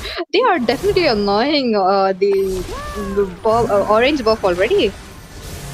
Yeah, I think that was not a good choice because look at the sanguine claws as well as Tesla's swinging hammer coming in. Karma hits. He's gonna be taken down because I feel like he should have played a little bit passive. I do understand he have the early damage, but so does the side of Ramon's dragon with Yeah. the neighborhood friendly Grok. And the Grok providing a lot of vision, though. He was there right on time, so that it will be a easy retribution for the Bane. But again, look at them. Okay, they want to go in. They want to take revenge. Khalid, he was quite thirsty for a little bit of not sand, but actually rock. But Grok will survive that. And so far, though, okay, Karma hits. We'll just be retreating 1-for-1 trade for both. And so far, and the one being taken down was actually Mermaid. But at the same time, I just mentioned it. He's not the main factor here. His job is to secure objective. So let's see. Okay, bot lane. Karma hits, not having. He's facing a lot of karma this game. That's true. That's true. He's just accumulating those karmas and just like pushing it away. On to the other hand, the turtle will be up very, very soon. And talking about the turtle, I feel like Joy has the upper hand when you're talking about the turtle being taken off. Given the electrifying beats does have the immune, so she's going to have a little easy time than the Bane. But again, Bane has to pop. Oh. Okay, what's happening? They want to go in. There's the Spear of Destruction, but there's no teleportation coming quite yet. Grok caught in a trouble. Lee gets killed. Okay, that is not a good pun, but anyways, Ted Cutie, you might be in a tight position. Forced to use. Okay, he's getting pulled in, and the flicker wasted out as well. This is why I love Zushin, okay? Like, she just forced two great resources from the EXP laner. That is a massive win. Into the gold lane though. Khalid playing a little bit too aggressive, is it? Because there is no backup coming in from Moscow. But so far, into the blue buff as well. Okay, they're able to take it. And looks like Bane is just not gonna... Okay, Bane is taking the red buff while his team is struggling right now. Despite Lee getting the first blood, he's now facing the karma from Karma hits onto this Khalid, as well as Eden in the Zushin, just performing absolute best. But okay, bot lane, there is the Spear of Misery connecting into Bane and a Flicker being forced out. And so far, both of the teams wasting quite a resources. But at the end, it still looks like the side of Team Myanmar Gang is leading slightly. Yep, definitely not much. We are talking about like 700 to 800 gold. But again, Lucian being the main key point here, the key main hero, trying to pick up every single. Look at that. Okay. What do you guys want to do? What do you are cooking up? Because what's the occasion and you're not dressing up? They're not really going in. Okay, they're playing it quite safe. Okay, into the top lane though. There's a penalty zone coming in into 27. And a resource being wasted again. But okay, Spear of Destruction as well as a Raging Sandstorm. Ted Cutie, that was a misplay, I believe, because you are not supposed to dive solo into a Hilda. That was unnecessary. Yep, not necessary. The snow extension coming up. Look at them. They just want blood on blood on blood. They're just not stopping. Then they won't be stopping. Both the teams going on strong ahead. It looks like Team Meow Meow Gang who are on a lead right now. Given the fact that Joy is just rampaging around the map 24/7. She's just farming up. Respect is farming up quite well already now. Hilda already in position. Okay, Bane wanted to go in. Karma hits, doesn't really get the red buff. But Mermaid, He's just not having the greatest time because 0-0 on a jungler, not looking good. And looks like this turtle is also going to be into the hands of Team Yama Gang, unless this Grok is able to do something about it, because look at him, he wants to go in, but he's just going to get denied of it because there's the Raging Sandstorm connecting in. Joy secures the turtle of the game, the second one, and so far though, they're leading on with 2000 gold lead. They're pressuring the gold lane as much as possible because look at the Joy, she wants to target another Catboy, but okay.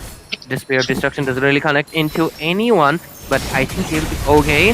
Terisla just rotated from the top lane to the bottom lane, and okay, he just got lifted and gifted, and this buff is also gonna go into. Okay, look at Hilda, she's going in so strong into Sicilian, and this game is gonna be quite interesting because I feel like both of them have quite decent drop, but at the same time, this Lucian, look at her, she's just lifting, gifting people the cross of death, and Harit just gonna get taken down. Look at her, Cosmic Break-In being used up, and alright, Grok will be surviving that.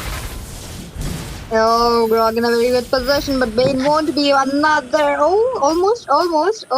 One more shot. Bad feast on to that Zushin. She will be down as well. But again, I really like the position coming in from Zushin, though she has been playing it out very, very safe. And looking at the item so far, looks like the core item, the scythe. The Stallion scythe has already been taken into the hands of Harith. Now coming back to the marksman, the corrosion scythe is also there. Both the marksman picking up the scythe now. They just need to farm up, but they are not letting the Bane farm. Look at them, they're just causing rampage left and right. Into the mid lane, there's the Jushin coming up with the Crimson Beacon, with the Wishing Lantern Flare, and there we go. She picks up people left and right, and Harriet and Sicilian are the only ones standing left, fending for their turrets, and they will be retreating because they do not have any mana, because look at 27. He knows that they can make a lane cut, and this is going to be another, like, a great objective for them because they're going to be securing this mid turret, which is one of the most important structures into this game, because Mario, he's getting farmed up in this Moscow. Yeah. They are just trying to get so much kills onto this. Look at them. They're just trying to do rampage, trying to take down the structures into their hands. Zushin picking up one by one yet again.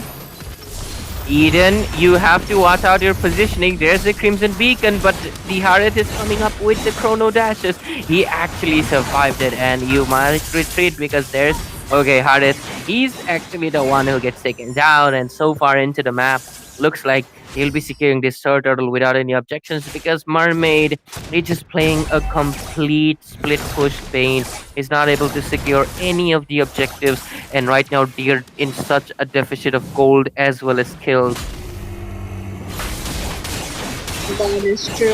That is true. This game really gives the deja vu for the game number one. Look at the scoreboard just going towards into the hands of Team Meow Meow Gang.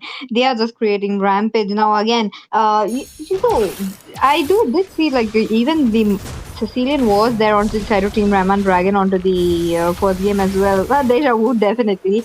But again, they are trying to get a hit. Even the Grog does have his wild charge. Are they going in though? Okay, looks like they're not going to be going in. Yep. Yep, not much going on, but let's just wait and watch. Talking about the goal differences. Oh, okay, Joy just getting some stacks on.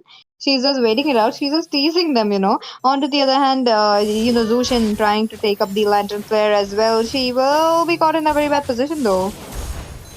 Okay, let's see what's going to be happening because Zushin was caught in a position, but there's the Garden Bearer coming in, blocking her pathway, but the Hilda will be securing the kill into Lee, and the Revitalizer is being popped up as well. Joy coming up with the Joyful Beat. She want to go in with the Electrifying, and she is not able to secure a kill, but she does retreat as well as the Karma hit.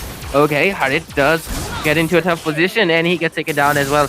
Harith not having the best of his time of his life, and okay, finally a kill coming in. There's a Spirit of Destruction. Bane trying to look into Moskov, and Sicilian is the one who actually secures the kill. 3 people down. That is a loss. That side of Miyama Gang just got for a... Like, they just got punished for their overextension. Definitely, but again, 4 members already, okay, not 4, but 3 members already down. That was like a 3-for-2 situation, but will they be successful getting this blue buff, though they are trying to take it out and running away as well. Oh. Okay, Mabe Zushin, she's surviving. Okay. So far though, Jushin Mhm. 009 really play like safe place like playstyle so far, and this is the first elemental lord coming into the map. Okay, 27 taking down quite a little bit of low, but okay, into the top lane though, Bane not having the bane of his existence that much, but anyways, looks like the side of Myanmar gang, they are in a comfortable position to go in for the lord. But okay, into the bot lane though, what is happening? Because okay, Harith got caught in the bot lane, and there's the conceal play coming in as well. Okay, Spirit of Destruction being used, trying to escape, but okay, there's the Wild Shot coming in as well, taken down. Penalty Zone coming in into the zone. Mermaids get taken down first, and that cutie will be next into the shopping block. And so far, okay, Sicilian and Grog, they will be retreating. Joy, she's after it. Yeah. There's like so much happening right now, and definitely the Meow Meow gang are winning up these gangs. And on to the other hand, the Lord is up. You're talking about the level 1 Lord, okay, soon to be level. And like this is like if they take it under like another minute, they could go in for the level 2, but they are just not waiting around given the fact that Bane is down right now. A very good decision coming in from the Meow Meow gang. An easy Lord for them. Look at them. The Lord will be taken off. On to the other hand, heals are creating so much annoyance into the land of Dawn already. Now they are gearing up, trying to get a team fight already. Yeah, Hilda with the Wilderness Blessing, she just has so much of utility and sustain. She can just go around. I mean, she's basically the best bush utilizing hero. We are not forgetting about you, Natalia. You're definitely into the game already. We just can't see you. But anyways, so far though. Okay, the Lord is marching down into the top lane. They might be able to take down a few turrets with it, because look at the tier 2 turret on to the side of Ramad's Dragon. It's gonna be chunked down without any issues. They're even eyeing out the bot lane inhibitor as well. There's the Jushin coming in. There's the Sanguine Claws and the Garden Berry as well. Skills after skills being used. But the Lord is marching into the top lane. Yama gang, it is your opportunity. But okay, Karma hits. What is that positioning? It does use the Raging Sandstorm to get out of this sticky situation. But okay, there is someone else who was sticky. He got floated and lifted right up, but Eden will be retreating. Okay, there's the Spear of Destruction coming in as well. And despite that, Rahman's Dragon just lose out one tier 2 turret. That is quite impressive. But look at Moskov. He wants to go in. But okay, they defend all their inhibitors. Rahman's Dragon, quite a good defense. Definitely a good successful defense into their hands. Now this means that they could just wait it out, trying to make sure that the Meow Meow gang will make at least one mistake. Maybe Zushin going out like very front, because I did see the Zushin going it out in very in aggressive positions.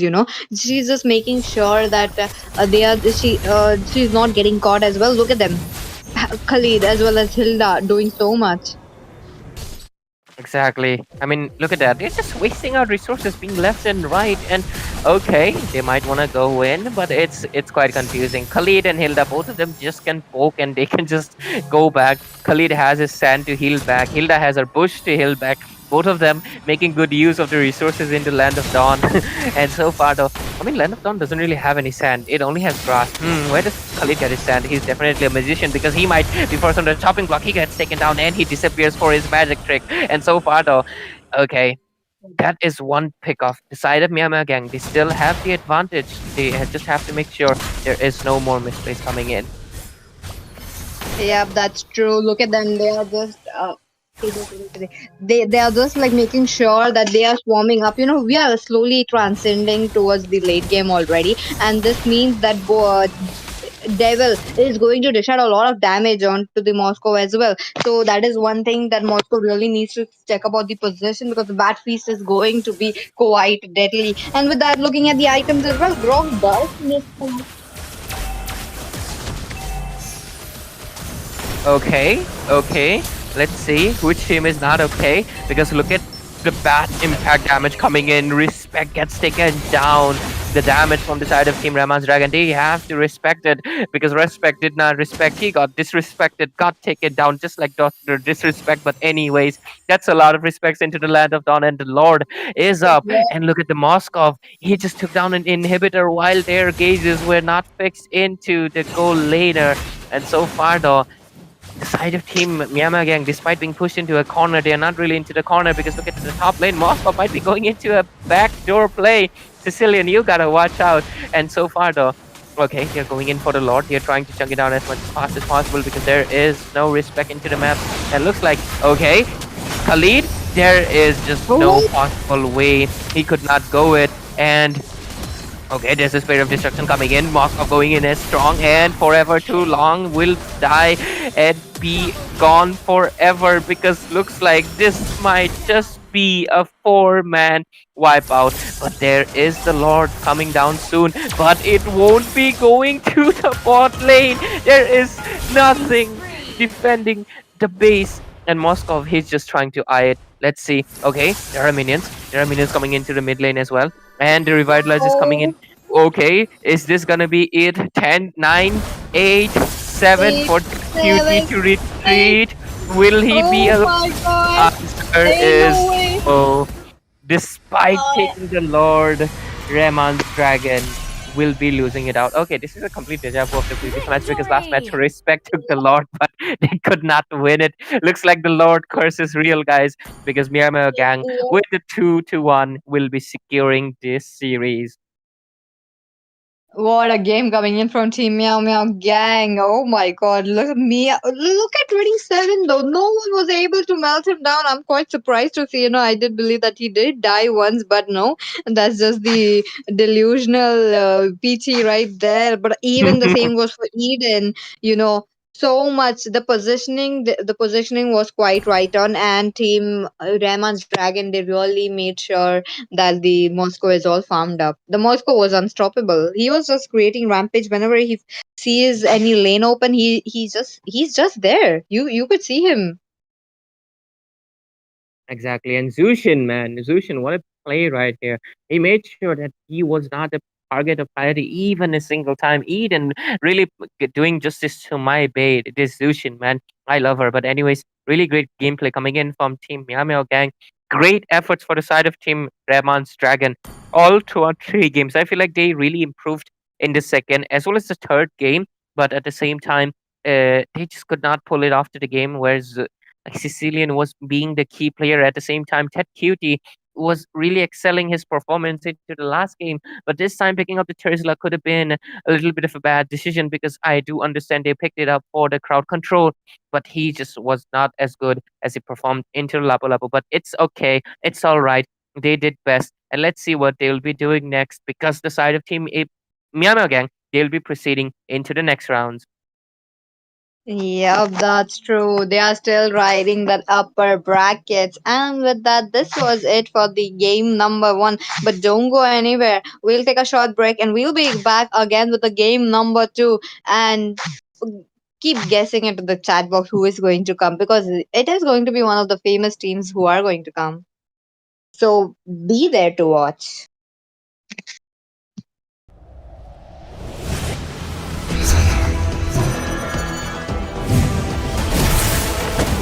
Our determination will never be extinguished!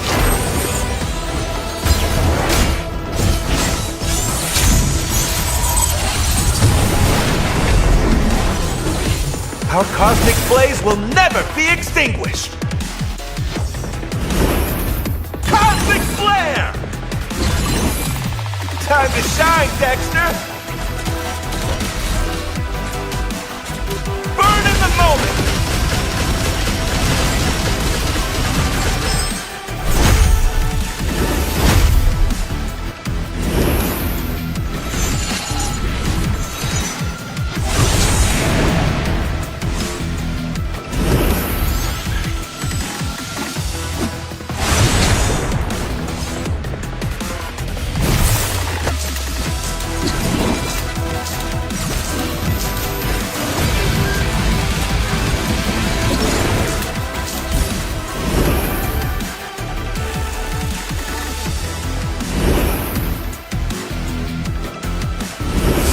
Everyone has their own competitive dream! Burn with passion and always dare to shine!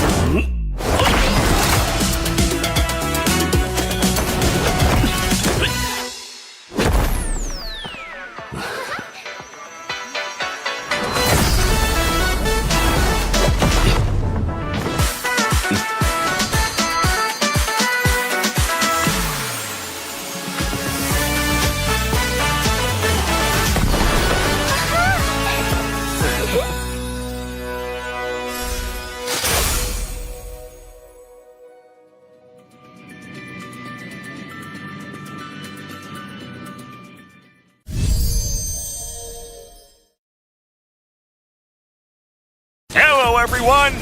Welcome to our latest hero revamp, featuring Granger, the Death Chanter. After his revamp, Granger now has a more aggressive playstyle and can excel as both jungler and gold laner. Granger's weapons now consume a resource called Demonic Energy to unleash a barrage of pain on his unfortunate targets. Death Chanter Granger.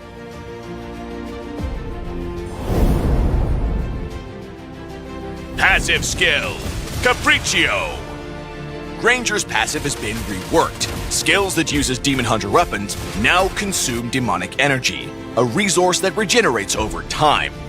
When Granger kills minions or creeps or participates in hero takedowns, the demonic energy cap of his weapons will permanently increase, and he will also recover a small portion of energy. All cooldown reduction obtained by Granger is converted into physical attack. First skill, Rhapsody. Granger's first skill has been adjusted for a more sustained playstyle. The cooldown has been shortened significantly, and it can be cast as long as there's enough energy in his handgun.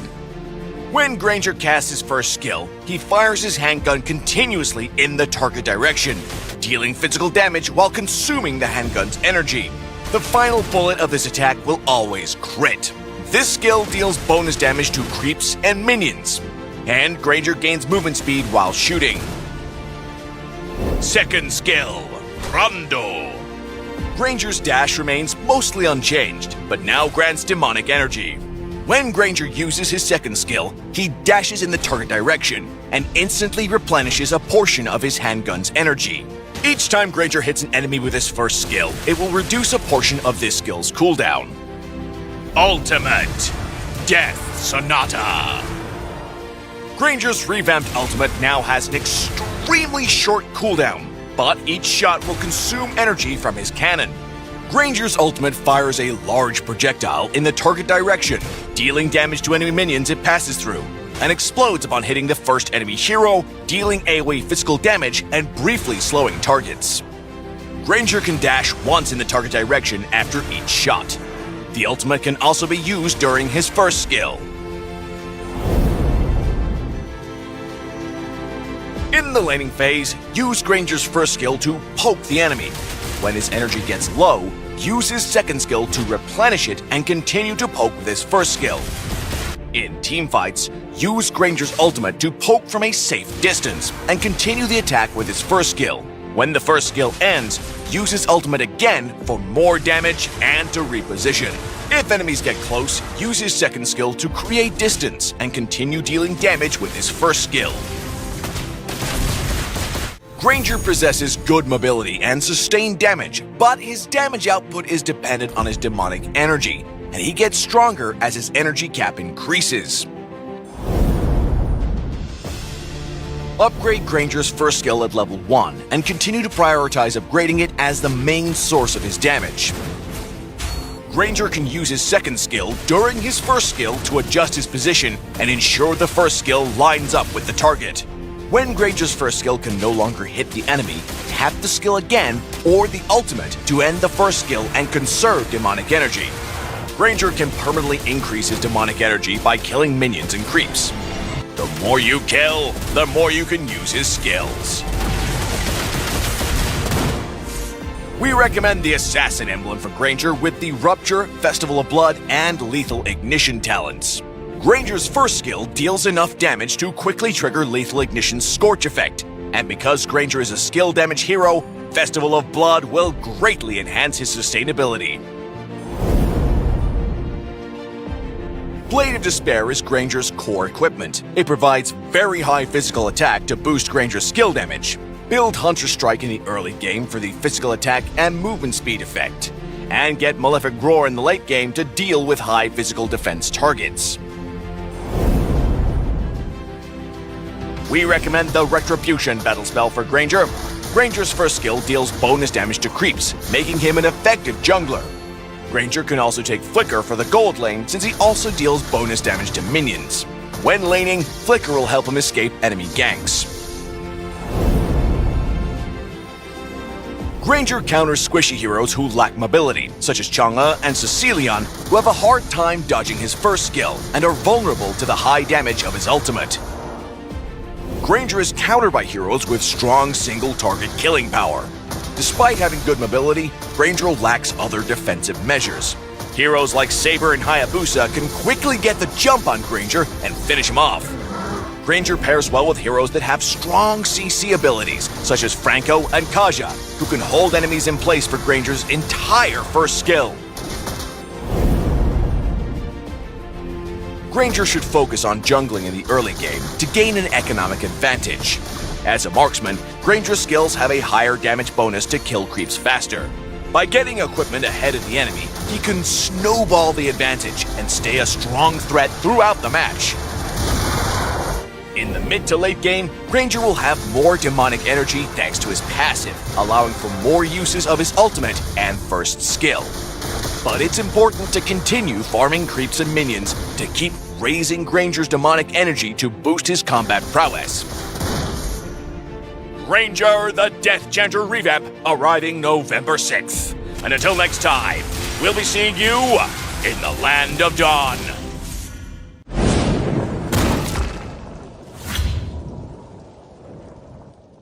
Do I really have what it takes?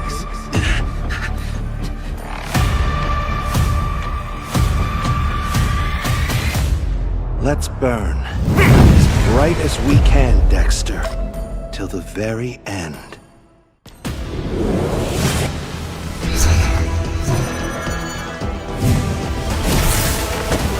Our determination will never be extinguished!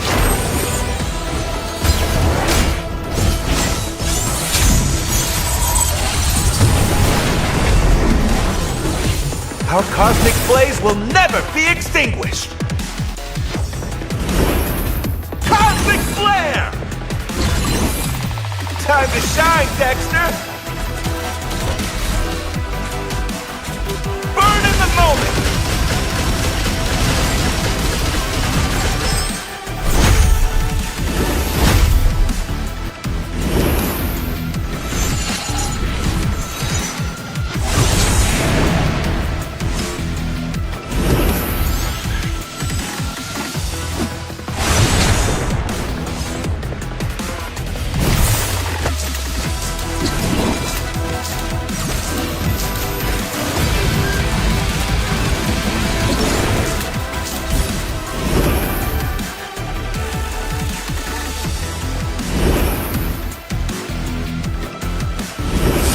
Everyone has their own competitive dream!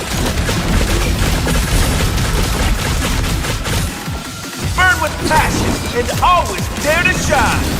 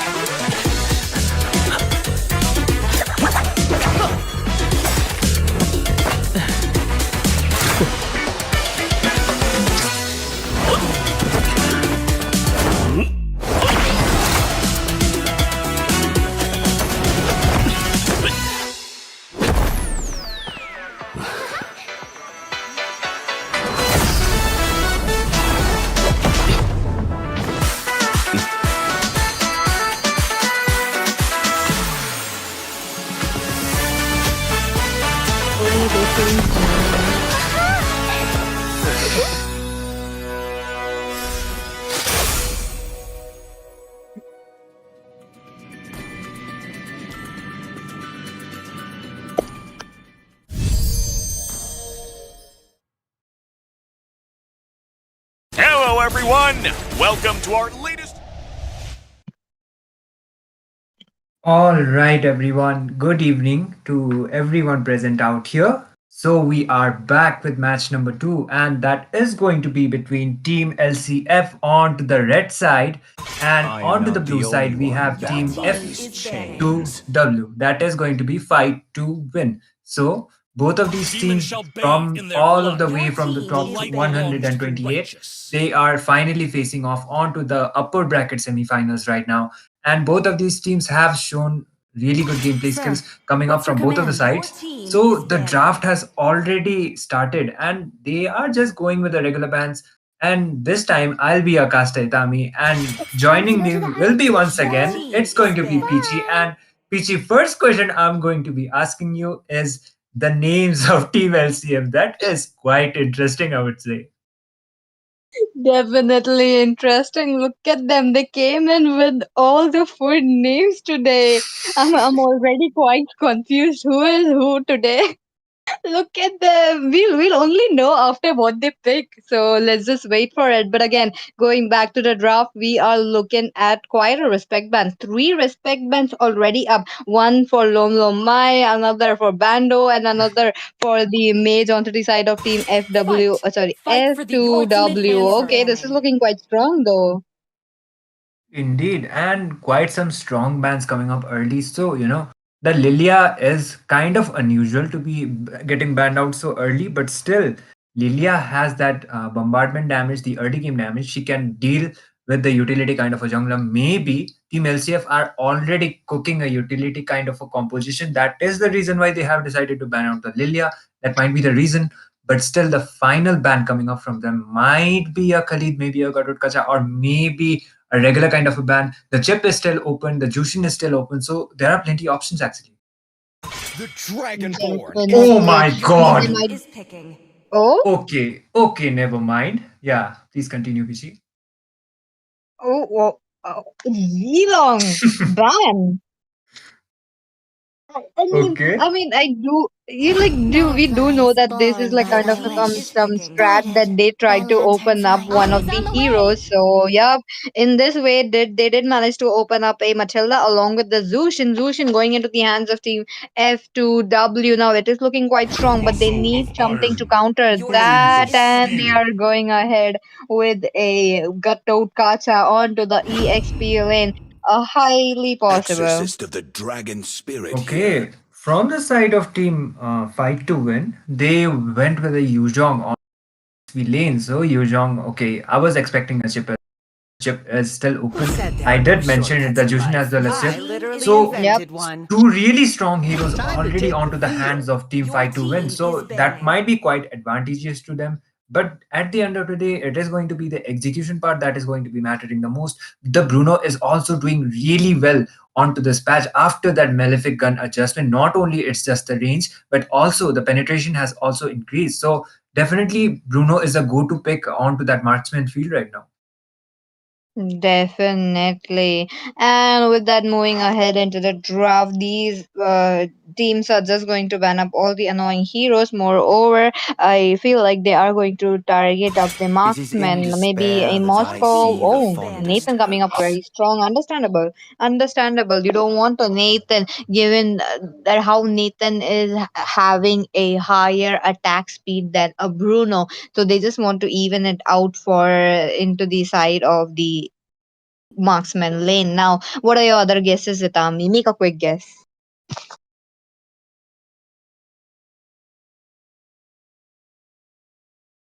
Gaze the stars and seek your path. Oh, hello? Are you there, Itami? Okay, looks like he would be having some connection issue. Don't worry, he'll be back. And moving ahead into the draft, Eloy gets banned. I'm quite sad to see though, because Loi being one of my favorite heroes, and I want to Time to see drop that the being beat picked of up your by Peter. life. But to no avail, it is going to the ban section this time. And moving forward on to the draft, I am looking at a Joy getting banned as well. Understandable, both the teams do need a jungler. Itami, are you back?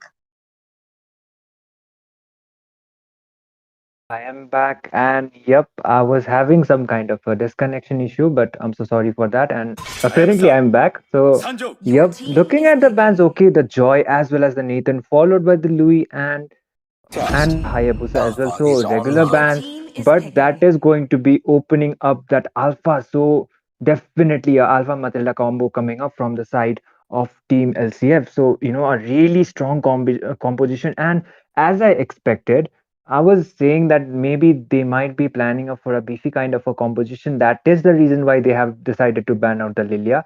And apparently that is the case because they have the Gatot as well as the Alpha followed by the Matilda. So quite beefy kind of a composition, I would say, for the side of Team LCF. Yep, and we do know how team uh fight to win really likes to prioritize the Lilia as well. So it's best better to I'm get the born respect with bans talent. already on. And are we looking at a Guinevere jungle yet again? This time in this meta, Guinevere is Time definitely and rising tide to be wait for one no of the man. Your team is good picking. part of being onto the jungler role or maybe onto the roam role as well. But let's just see what the team LCF are proceeding ahead with. Okay, a Valentina might come into the play, and even okay, not an Aurora. I feel like Aurora would be zoned out by that Yuzhong as well as the Zushin as well. Okay, the Valentina does feel like a better play right here, given the fact that she could just copy The the southern a seas shortcut. are But my oh, they go in domain. strong with a Kadita. What are your thoughts on that, Itami? Kadita, actually, in order to go directly, like dive into that fusion as well as the Beatrix, that is actually a good pick. Kadita is good pick, but still, the execution, how they are, like how aggressively that Kadita is going to be playing, that is going to be mattering the most. So I like both of the draft, but for the side of Team NCF, they got the Matilda Alpha combo, but for that trade, they gave out the Jushin as well as the chip. So let's see how they are going to be executing it. And yep, we will be proceeding with the match number two, game number one for the day. This is going to be the upper bracket semifinals between Team LCF going up against Team Fight to win. So I guess we are directly diving in onto the land of Dawn. Yep, and with Welcome that, to let's just Mobile see. We are Legends! into the land of dawn, the first match between Team LCF versus 5 Fight to win. seconds till the Both the enemy teams reaches the are riding the battlefield. waves into the Smash them! upper bracket qualifiers. Who is going to be the one winning it up and trying to take it away, taking away the glory as well? Moving ahead, both the junglers are prioritizing a different lane rotation. One moving towards the EXP, other onto the side of the marksman. Interesting rotation coming up. But again, the spatial migration would be a very good utility into the team fights. Indeed, and they are just focusing on to their neutral objectives for now. And yeah, I okay, they are just trying to play those poker games and trying to get Yep. the level 4 spike as soon as possible. And no trades by far. They are just focusing on to their lanes. And okay, Beatrix against the Bruno, that is going to be quite something worth to watch because they Beatrix after okay, they engaged. Okay, look at that. They are trying to go in. They are trying to make a play, but the first blood will be taken away into the hands of Team LCF, looking quite strong. Now, they might try to take some farm as well, but they are trying to go back because the chip might be there. Chip, the vision is not here, but the Matilda being onto the bot lane right now, and they are just focusing on the turtle. Yep, and the first blood going for side team LCF could be quite favorable for them. The turtle about to be spawning, so quite an advantage already onto the game. Matilda, oh my god, she Oh. might be taken down. Oh my god, oh my god, so many spells used up already. Look at that. The Karita will be the one picking off one member, and another member after might be going down, and a double kill picked up by the Lom Lom. My The names are really confusing me, man. Almost saying out the names is just too confusing. But I do remember the names out there. I hope I'm saying it correct. But there we go. The turtle is up, and it is going to be, the river area control definitely into the hands of Team LCF. Yup. Okay, engage once again. Oh, okay. Okay, close call, close call. They are not doing much, but there we go. Almost closing towards the 3 minutes. Both the teams don't want to contest for it. They're just waiting it out, trying to make sure that one of the teams will be making some mistake. Oh, but the Alphas are already on to the turtle. Will the Guinevere come on time though?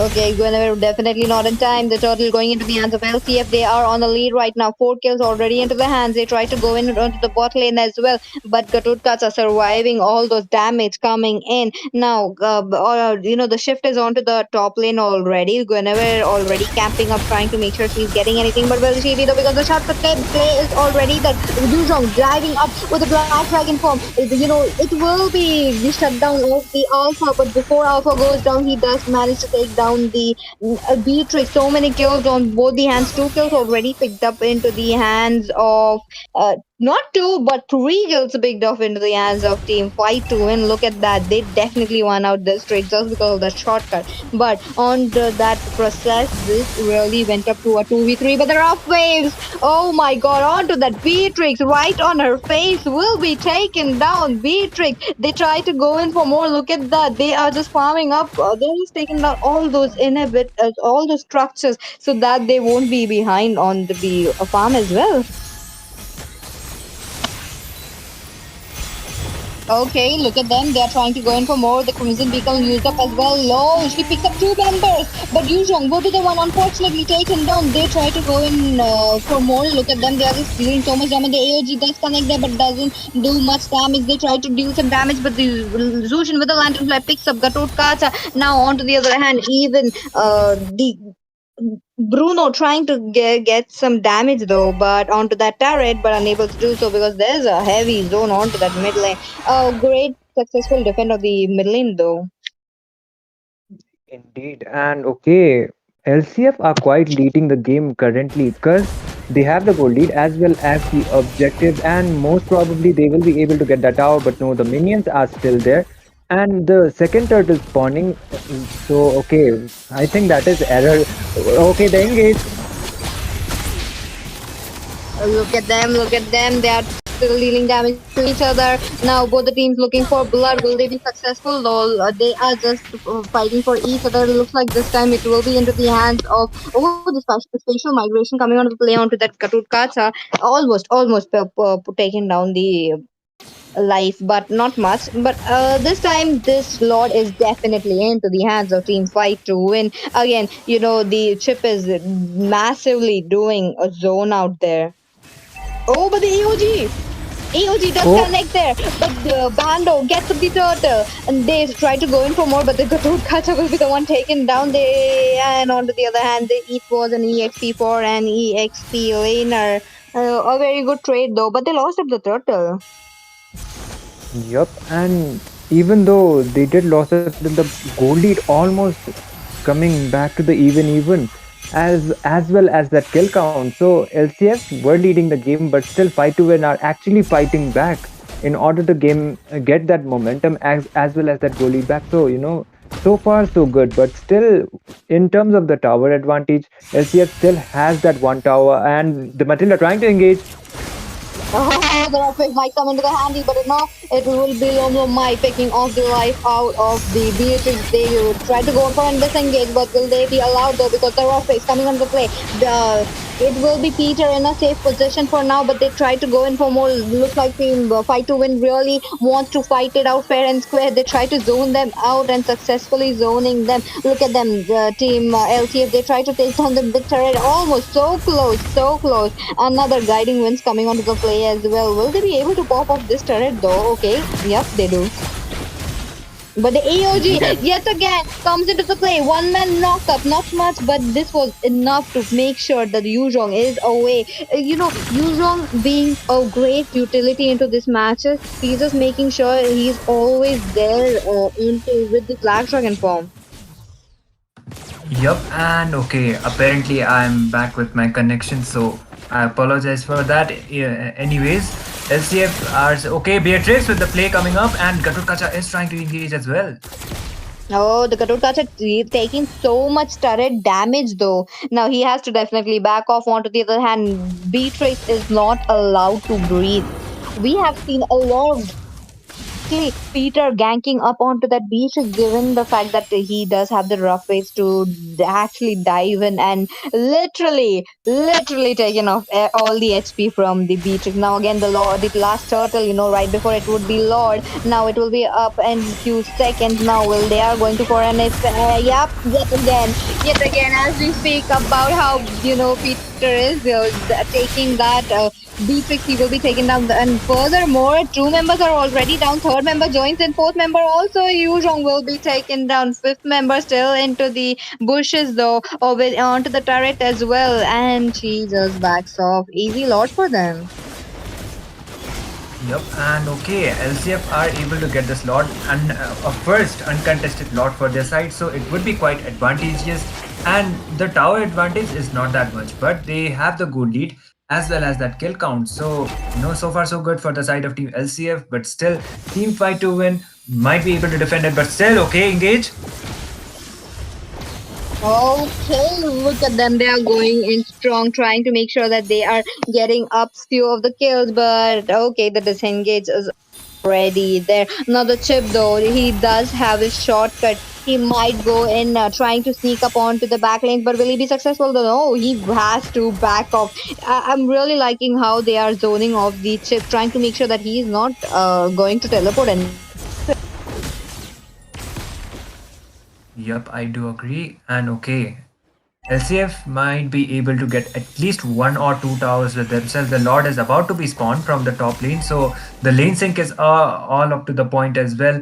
That is actually a really good lane sync coming up. So one of the inhibitor towers might be coming up. Okay, the engage. Oh, the rock waves along with the dog Kotsat. They try to go in for the tip as well as the Beatrix, unable to get it, but they do manage to get up the Yuzhong. Along with that, I did see Gaturka taking so much damage from the Beatrix, but the Lord is still on to the 45% of his HP, driving straight into the crystal right now. Lord will be taken off, but in this process, they did manage to get the inhibitors right with just the level 1. Though the spatial migration thus missed there, but Team LCF, they go in for a engage yet again. They try to make sure that they are getting the mid turret as well, and with that, it will be the Matilda going down. A double kill picked up by Longo Maido. Two members already down from the side of the fight to win, but it's the same case for the team LCF as well. Look at that. Zushin, so much damage from the Lantern Flare as well as the Crimson Beacon, tries to pick up Lom Lomai, unable to do so. They just back off. Actually, like the three members fell down from the side of Team LCF. That might be the reason why they were not able to end it. They didn't have the marksman onto the position as well. He, as well as the Alpha, was the only survivor. So better not to risk it and just focus on to their objectives. I guess that is the kind of a gameplay they are just doing. It only remains one tower for the side of Team Fight to win, and that is going to be the bot inhibitor. So it would be quite tough to defend the next lot unless they decide to contest it. But Matilda trying to engage onto that chip. Chip was trying to get a vision. Oh, will he be successful? No, he needs to run away. He needs to make sure that he is trying to get it. Look at them. They try to go in the Alpha Charge as well, but Chip looking quite low. On the other hand, Beatrix with 30% of HP, dealing so much damage but is unable to get something. But there we go. The minions are still pouring in. Will they be successful getting the crystal? No. The Chip trying to disengage, trying to make sure that the minions are not coming in. On the other hand, Bando as well. He's stopping them. He's just waiting it out. Look at when they were tanking so much damage, but the crystal is wide open and Zushin all alone. This will be the crystal falling down, and Team LCF picking the first victory of the day. Man, oh man, LCF with a really great, strong lineup coming up. Even though they traded out the Jushin as well as the Chip, it would have been team fight to win with that advantage. But that Alpha Matilda combo definitely pulled up for them. Yeah, as well as the Bruno, because Bruno is one of the best marksmen onto this patch, and I guess that is error onto that Bruno. So he was able to make Yep. some quite of an advantage for himself as well as his team. He got the Malefic Roar quite late, but still he got the critical damage. First item has claws, so that would be quite worth it for him in order to get that life steal. All he did was the push as well as focus onto the objectives, and Lomlomai as well as Oik Sabzi were able to make those initiations as well as that Katut Kacha. So, in terms of the draft, it was fight to win with quite of an advantage, if you ask me, because they had the stronger lineup. But still, LCF was the one who had the better execution as well as the team fight. That is the reason why they ended up winning the first game. Yep, and every single time when you see that Beatrix on open, that was like a lion and a hunter game right there. They did make sure to mark up the most crucial members from both the side. We did see the same going on for the other side as well. What a game coming in. And look at the score as well. It is mirrored. Indeed. And okay, I guess, yeah, we will be having the second game as soon as possible. LCF will be taking the lead for this best of three series, and it will be the match point for them. But Fight to Win might be able to fight it back and make it even. So we will be back with another game as soon as possible. Till then, don't go anywhere. Stay tuned.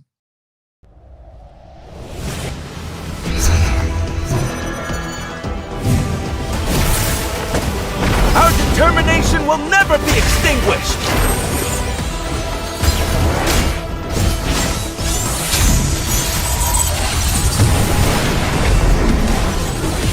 Our cosmic blaze will never be extinguished! Cosmic flare! Time to shine, Dexter! Burn in the moment!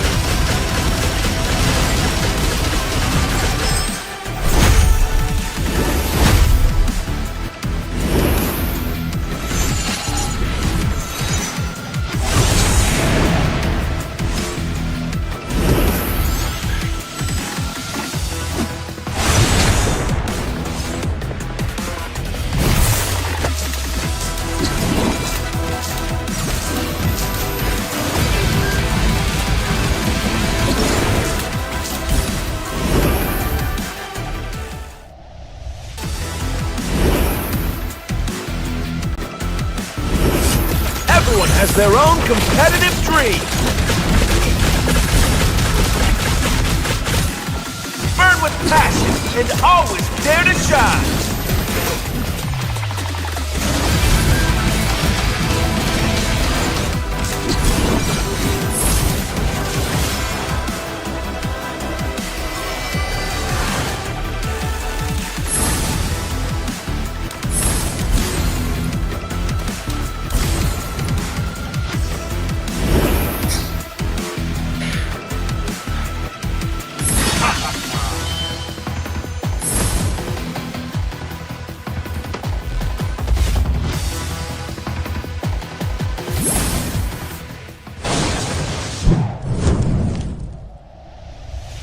So, without any much delay, we are back onto the game number 2 as soon as possible, and this is going on between Team LCF, this time onto the blue, and Team Fight to Win will be taking the red side.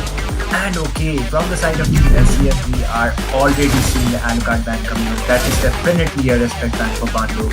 They don't want to deal with Bando's Alucard, that is quite understandable. And first game was taken up by Team LCF, and they are on the match point. This time it will be do or die battle for the side of Team Fight to Win in order to be still having that spot onto the series and able to tie on the series. So the Bruno ban was quite expected considering how well Error played it onto the previous game as well as the Matilda. So regular ban by far, and I guess my caster Pichi is back with me. So hello Pichi, and the Alucard ban from the side of Team LCF so fast. Oh, they don't want to keep it open for Bando. Even I was expecting him to go with the Alud ban, but that respect ban won't always come. But this time I do see LCF banning up the Matilda as well. Interesting. Again, they don't want it open, so maybe they are going in for a Gatot Kacha as their first pick. But let's just see. As we are on to the ban phase now, and look at that. It's like errors. Bruno will be a respect ban right there. Definitely, because like Bruno has so much impact onto the game, onto the previous game as well. That critical damage. Okay, once again a Zilong brand from the side of Team LCS. So maybe that might actually be a respect ban or maybe not. I'm kind of Yeah. like I'm only aware of Bando's Leo mode as well as the Alucard, but it Uh might huh. be might not be Bando, but anyone else with that Zilong, like a really good Zilong, what do you say, Zilong playstyle, that might be the reason they have decided to ban it. But okay, the Fanny ban is quite expected considering how well she is doing onto this patch. Oh my god. Well, but the Jungli, they, what do you call it? We Muscle call of it The iron. Hilda. Jungli. Bones of Yeah, the steel. Hilda. I did forget the name. What was she called on Hindi? But anyways, instead of the Hilda, they will be trading out the Gatot Kacha, followed by maybe a mid lane of the Sicilian is still open. So there is a possibility Sicilian might get picked. Okay, the Sicilian being picked, that means that they would be getting some kind of late game insurance, making sure that they are trying to get the Sicilian farmed up and trying to push it to the late game as well. So that means they need to pick up something onto the jungler as their early game jungler. Only With that love and possibility night aside, are look at them. They everlasting. are going in with Sicilian as you predicted, Itami. Definitely. And they are going for a late game kind of a composition. So on to the early to the mid game, they will be needing something that will be able to hold it out unless Sicilian gets those power spikes. But okay, the Lilia hasn't gotten banned out from the side of either of those teams. So Sand it is rises when getting I picked give the out. word. So the Lilia pick is like the Lilia pick is like a statement because it will be denying that utility kind of a composition that might have been coming up from the side of team. Okay, they are actually still going with that beefy kind of a composition, but Lilia will be dealing some ridiculous amount of damage right from the start of the game. So she will be as aggressive as possible, but fight to win needs to play it quite safe when it comes to engaging, over engaging onto that team fights.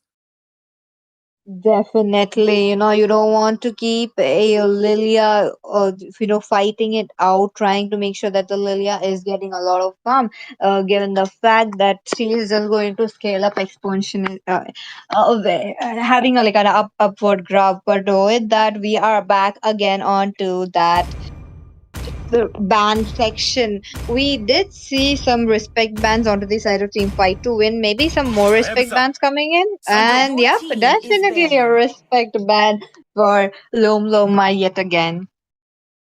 Indeed, the Hayabusa once again getting banned out. So the Fanny as well as the Haya, he is quite comfortable with those assassins. So Team Fight to Win have decided My to ban it mission out. And is even to though protect your Haya did peace. got some nerfs, he is still quite decent of a jungler. Considering other assassin junglers, Hayabusa is still kind of an option. So you know that Haya ban is quite valid. But okay, a Hylos ban coming up from the side of Team LCF. So the high loss would have been gone for that room position or maybe onto the EXP2 because Gatot is also a flex pick. So they are just decided to ban that frontliner out.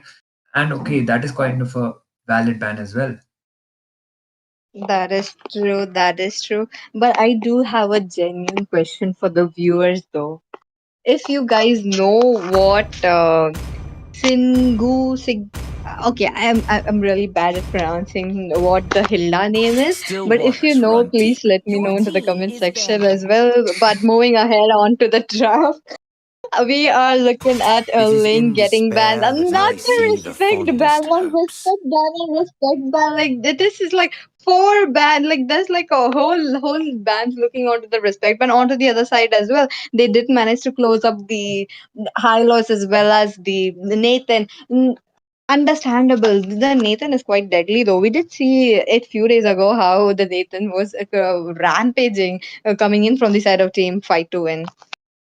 I highly agree because Nathan, with his entropy play, if he is able to land up those hits and stack up, then definitely he will be dealing that magic damage as well as the movement speed. Like the attack speed will be way too much to be dealt with. But a 1-1 pick coming up from the side of team fight to win. But The daughter of eternity okay, leads I you did upward. expected a Lunox pick coming up against that 1-1 onto the lane, but I did see Harley getting some adjustments recently, so quite a possible chance we might be seeing a Harley jungle coming up from Lom Lom Mai, or maybe not, because I am like I'll be looking forward to see how this Harley is going to work against that Alpha. Because after he, oh my god, okay, definitely that is a Harley pick coming up. So okay, I'm like this would be quite worth to watch what adjustments, like how much of an impact those adjustments Harley got after I did see the tiers or early on the Yeah. morning. So Harley is one of the S tier mages apparently, or regarding like according to that list. But I'm yet to see what kind of impact he's going to be having onto this game. You asked that question on the morning. You're getting your answers in the evening. Look at that. We got Lom Lom Mike picking up Harley for you. There we go. Even I'm curious to see how it will be against like beefy, tanky heroes. Look at that Alpha coming on the play along with Abe, Gator Touch, and along with the Tigreal as well. When team fight to win or on the qualifiers, we did see some good sets coming up from the Tigreal this time. Which team would be the one picking up those victory, trying to make sure that they are moving ahead onto the rounds near that finals as well. Indeed, and you know one thing, against that Sicilian, against that 1-1, Harley is actually a really good pick because they don't have that much of a mobility. But the 1-1 does have the mobility. But Sicilian, if Harley is able to get those pick off onto that Sicilian onto the early phases of the game, if he gets killed quite often, but even though the if the game progresses onto the late phases, Sicilian won't be having that kind of an advantage. So I guess we will be going on to the match number two, game number two, with Green Team LCF going up against Team Fight to win. So this will be the decider for the side of Team LCF. Meanwhile, Team Fight to win might be able to make it a tiebreaker and force out a game number three. So stay tuned and keep watching. And yep, with that, we are into the land of dawn. The second match, the match point for the side of Team LCF. We are fighting against them. Oh, there we go. Look at them. They're just trying to create rampage already. It's not even 1 minute onto the game, but both the teams are just looking out for the position now. Hilda, on to the other hand. Okay, too much damage. Too much damage. Indeed. Khalid Roma onto the early phases of the game, definitely dealing the okay. The first blood already getting picked off by that Lilia. Sicilian is getting taken down, and so a worth it trade for the side of Team LCF in such an early phase of the game. It's only been 1 minute, and that Sicilian getting taken down is definitely not a good news for the side of Team Fight to win. Yeah, you're just the Sicilian is just losing farm, but the top lane, look at them. Khalid trying to deal some damage along with that quicksand being already used up. That means he doesn't have to go back to the base. He will be there very, very soon. Now the turtle will be up in just few seconds, 30 more seconds. Now the first blood already taken down, but maybe another kill, maybe going down into the bot lane or top lane. We don't know. There's like two different cinema screens right now going on. Yup, and the turtle about to be spawning onto the next 15 seconds. Tigreal is trying to get some vision onto there. He might be taken down, but Khalid with those pokes, he will be able to tank it at least for now, but the turtle will be spawning anytime soon. But the engage Harley is okay, already level 4, so that is definitely a good news for him. So he will be able to contest this turtle quite easily. And okay, LCF looking quite strong at the moment. Gatot Kacha is trying to land up some pokes, but so far so good. They are focusing onto their neutral objectives too. Gatot on a bad position. This time the Avatar of the Guardian was trying to get him forced out, but that Harley will be able to get a kill onto that Gatot Kacha. The turtle already being started, like the already being contested from the side of Team LCF. Okay, look at them. They are already taking down those turtle, now making sure that they get it. Now, onto the other hand, the shift would be onto the bot lane, the AOG coming onto the play.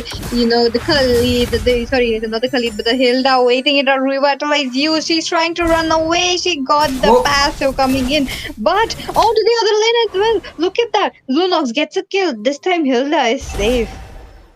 the 1-1 getting taken down. So, definitely not a good sign to win. That's the goal leader, and she is supposed to carry the most gold onto this game. And she getting taken down like this will not be a good sign. But that Harley with that ultimate will be able to get the ring, will be able to get that Gato Ninja down. Meanwhile, the engage has not been stopped. The Raging Sandstorm actually being used out by that Khalid in order to be retreating instead of initiating. So quite a waste of resources for the side of Team Fight to Win. Not Fight to Win, but it was LCF actually. Yep, look at them. They're just, dealing so much dominance. 4 kills already into the hands, and given the fact they're rotating too fast in every single lane, we did see the focus was onto the top lane, and yet again, the focus is onto the top lane. It will be the 1-1 going down. Almost, but still the engage coming up from the Tigreal, and the Hilda will be taken down. The avatar of the Guardian Gato is trying to engage onto the Lilia as well, but still that kind of overextension will be costing LCF their life. And okay, Momo, I guess that is Mai, but okay, Momo is able to level up, and Khalid is trying to get some visions onto that 1-1. The engage coming up once again. Oh, that Hardy will be able to use his ultimate, but still that hit won't be enough to take that Tigreal down. The Alpha actually being forced out to use his Spear of Alpha. Sicilian already getting poked down, but the Flicker will be able to save his life. The Turtle about to be spawning, and Team LCF quite on a comfy position right now because they have the goal lead as well as the Turtle looking quite favorable for their side. Definitely, both the teams are just trying to make sure that they are taking down each other, The Raging Sandstorm has been used out by Khalid, but they taken down for that overextension just now. The Avatar of the Guardian will be connecting onto that Lunox, but still the follow-up is not up to the point. Hardy will be using his ultimate. That is the killing spree for Mai. He is trying to engage once again, but he doesn't have his ultimate. He will be forced to retreat, and so far so good for the side of Team LCF. They just got a turtle, but okay, Sicilian will be taken down. That Lunox with that overextension, but still she was able to get a worth it trade. That Sicilian will be falling down, but the engage has still not stopped. Tigreal will try to engage maybe, but no, he doesn't have his implosion, so they are just playing it out safe for now.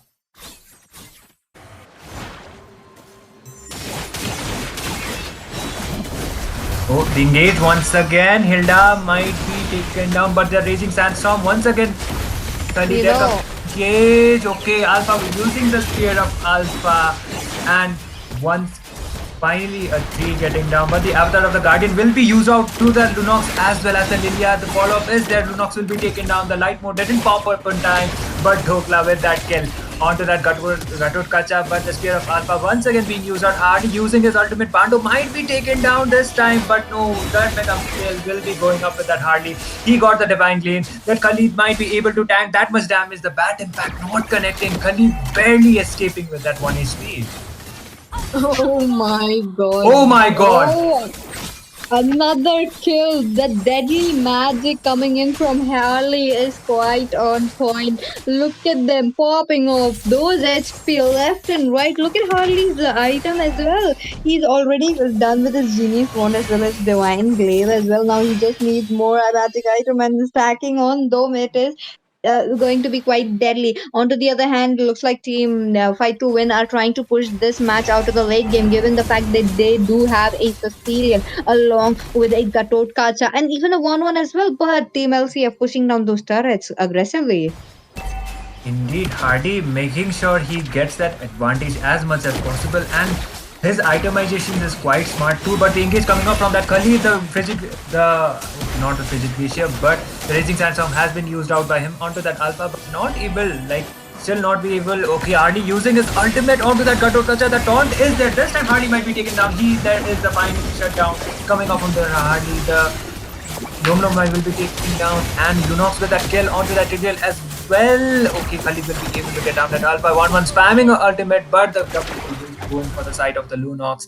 1-1 will be taken down, and that is going to be a 3-for-1 for the side of Team LCF. So why it's still worth it, even though Lomlomai did got taken down onto the process. The taunt was there, but still they are able to find those trades. While the engage has still not stopped it, and Sicilian might get taken down, but the bat impact's damage is way too much. She will be able to tank it out. The implosion is yet to be used by that Tigreal, but still no follow-ups by far from the side of Team Fight to win. They need to play it quite safe, but the Spear of Alpha once again being used out. This time the Hilda will be taken down. Sicilian is the one getting the kill, and if this game actually goes down to the late kind of phases, then Fight to Win might be able to come back from this.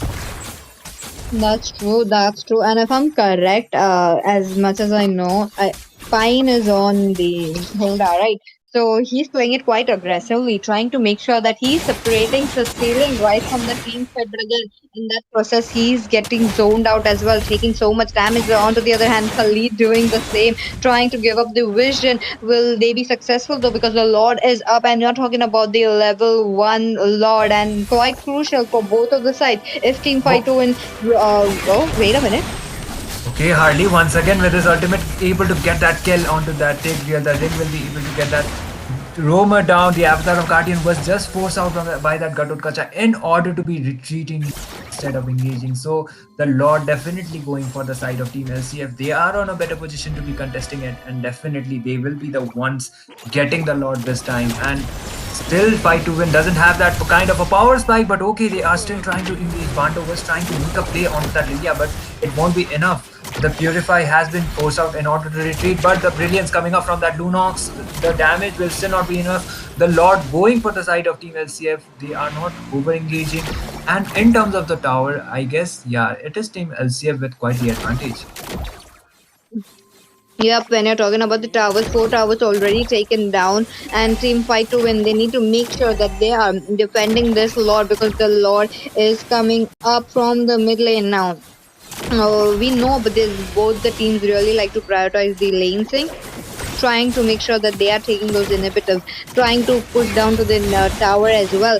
So with the Lord coming up, it is getting quite concerning because of the goal gap that these both teams have. 15 for 6, and you're talking about having a goal gap around a 8,000 to 7,000 goal gap. Look at that Lord already marching, and there might be a fight, there might be an engage, but both the teams looking for a perfect window of opportunity, unable to get it so far. But the passer will be taken off mid lane as well. The top lane, the lane sync was there, and the Lord is down as well. But the Avatar of the Guardian actually coming up from like connecting onto nobody this time, so no engages for the side of Team Fight to Win so far, and the lane sync was also still up to the point for the side of Team LCF, but still Team Fight to Win actually did a really good job to be defending that lane. The Sicilian actually going with the lightning truncheon, so that is going to give him the splash damage, but still I don't know how is it going to be quite worth it for his side. Okay, the grass coming up from him, the Purify actually being forced out by the Lilia. It only remains the inhibitor towers for the side of Team Fight to Win in order to be defending the base. That's true. That's true. Look at them. Look at them moving around the map, trying to get it, but on the other hand, they are all into the order. The deadly magic coming onto the play as well. No save for Tigreal. Oh my god. You know what? I'm definitely... Okay, the brilliance coming up from that loon. The grass will not be up to the point, but they have the... This time the Lunox will be falling down. That is going to be the double kill for that Sicilian. That over-engage will be costing LCF 2 of LCF members to be taken down. And the inhibitor towers actually yet to be taken down from all of the sides. But the Harley's ultimate is once again up to the point. But the mega kill, that Sicilian is definitely getting those power spikes. Even though Harley connected with his ult, Gatut Kacha was somehow able to tank it. And the late phase is looking favorable for the side of Team Fight to Win. That is true, and given the fact that the Sicilian is farming up and the Bat Feast is enough to pop off like 45% HP of each of these members, they need to start making some kind of defense as the Athena shield, or maybe just try to not be into the face of the Bat Feast. And talking about the itemization, look at that. Gatut Kacha did went in. Oh, Oh, the engage coming up. 1-1 trying to use the ultimate. This time will be able to use it. The implosion play. Raising, not connecting. 1-1 getting a kill onto that Hilda. That is going to be a 1-for-1 trade for both of the sides. The Lord already being spawned. And I guess Team Fight to Win will be able to contest it Lord somehow unless Team LCF actually comes up with a clutch play, but the Spear of Alpha this time connecting onto that Khalid. 1-1 will be the one getting the kill, but the brilliance has been used up. The Winter Crown being popped out by the Alpha, barely able to save that life, but Tigreal will be the one falling down, and that is going to be a 2-for-2 trade for both of the side of teams. And Lomlomai has still not stopped, but the teleportation will somehow will be able to save that Harley's life. The Lord already starting to get contested from the side of Team LCF, considering the fact they have more of a tower advantage, and that might be an uncontested Lord. Okay, that is an uncontested Lord. Banto didn't make up on to the time, and that grass will not be connecting. So all LCF got to do is sink those lanes and try to end this game as soon as possible. Because Peachy, if the late Mm-hmm. game goes further, then definitely Sicilian will be getting his power spike. So Yep. that will be one thing LCF will try to avoid. Yep, definitely. On to the other hand, even the Lilia along with that Harley. Look at Harley's score right now, 7-2-3. Making sure every single time they are just popping off the Tigreal or maybe the 1-1. I did see a lot of deadly magic onto the Tigreal. Whenever he was low, making sure that there won't be any kind of tanky frontliner trying to make sure that they will be annoying them. But again, the lane sync. Look at them. They are trying to make the lane sync, but I do believe like the mid lane as well as the top lane are synced correctly. This means the inhibitors would be a little, 50-50. Mid already popped off the top, and the bot might or might not. Indeed, and okay, the engage might be coming up from once again. Still, he shouldn't be overextending a team fight because for the stunts, there is the Alpha, there is the Gatukada, so he needs to be quite aware of that. The conceal play has already been used out. Tiger might be trying to make an implosion play, but the Raging Sandstorm connecting onto two people. The engage has already started. The Avatar of the Guardian connecting onto that Hilda, but this time Harley will be the one getting that Sicilian. The lock has been taken, lock has been done, but the Brilliance Ult, the Ruby DD combo coming up from that Lunox, that is going to be the double kill, and Team Fight to Win will be losing on 1-by-1. That is a complete wipeout, and Team LCF will be the one victorious. They will be taking the game as well as the series. A really great kind of a composition coming up, and I one thing I got to mention is I will be recommending my jungler to pick up a Hardy jungle next match. Damn, look at that. Harley did shine a lot, making sure to, pull off the crucial members when they are just in a very, very bad position. Into the last team fight as well, it was very crucial to take off the Sicilian just because the Sicilian did have a better chance of clearing those lanes and trying to make sure to defend that the crystal as well. But unfortunately, the deadly magic on him could prove to be quite deadly, and with that, looks like Khalid will be the one picking up the MVP for this game. Indeed, actually, Khalid was able to make those plays with his Raging Sandstorm. So, a deserved kind of an MVP. That last team fight, the two connecting that Raging Sandstorm onto two people was actually the opening for the side of Team LCF. And Harley did dive in, get that kill onto that Sicilian, and Lunox came up with that flicker combo. The light and the dark mode both been used out. So, complete fall off for the side of Team Fight to Win. And that became the reason why LCF took on the game number two, and they will be proceeding on to the next stage. Meanwhile, Team Fight to Win still will be contesting from the lower brackets, so they still have a chance. But LCF will be the one going on to the upper bracket finals. So congratulations to them, and yep, we will be seeing some more gameplays coming up from both of the side of the teams. But for now, I guess me and PG will be signing off. So PG, do you have to say Yep. something? Both the teams really played it out very well, and as we are really near towards that grand finale, while the lower brackets also we need to see some winners popping up. I'm excited to see who will be the teams fighting it out. With that, it was just it for today. Tomorrow also we'll come up with bangers, so do subscribe, like, and share, and stay tuned for the updates as well. Do follow our Instagram and check out our WhatsApp group as well, and we'll be right back tomorrow, guys.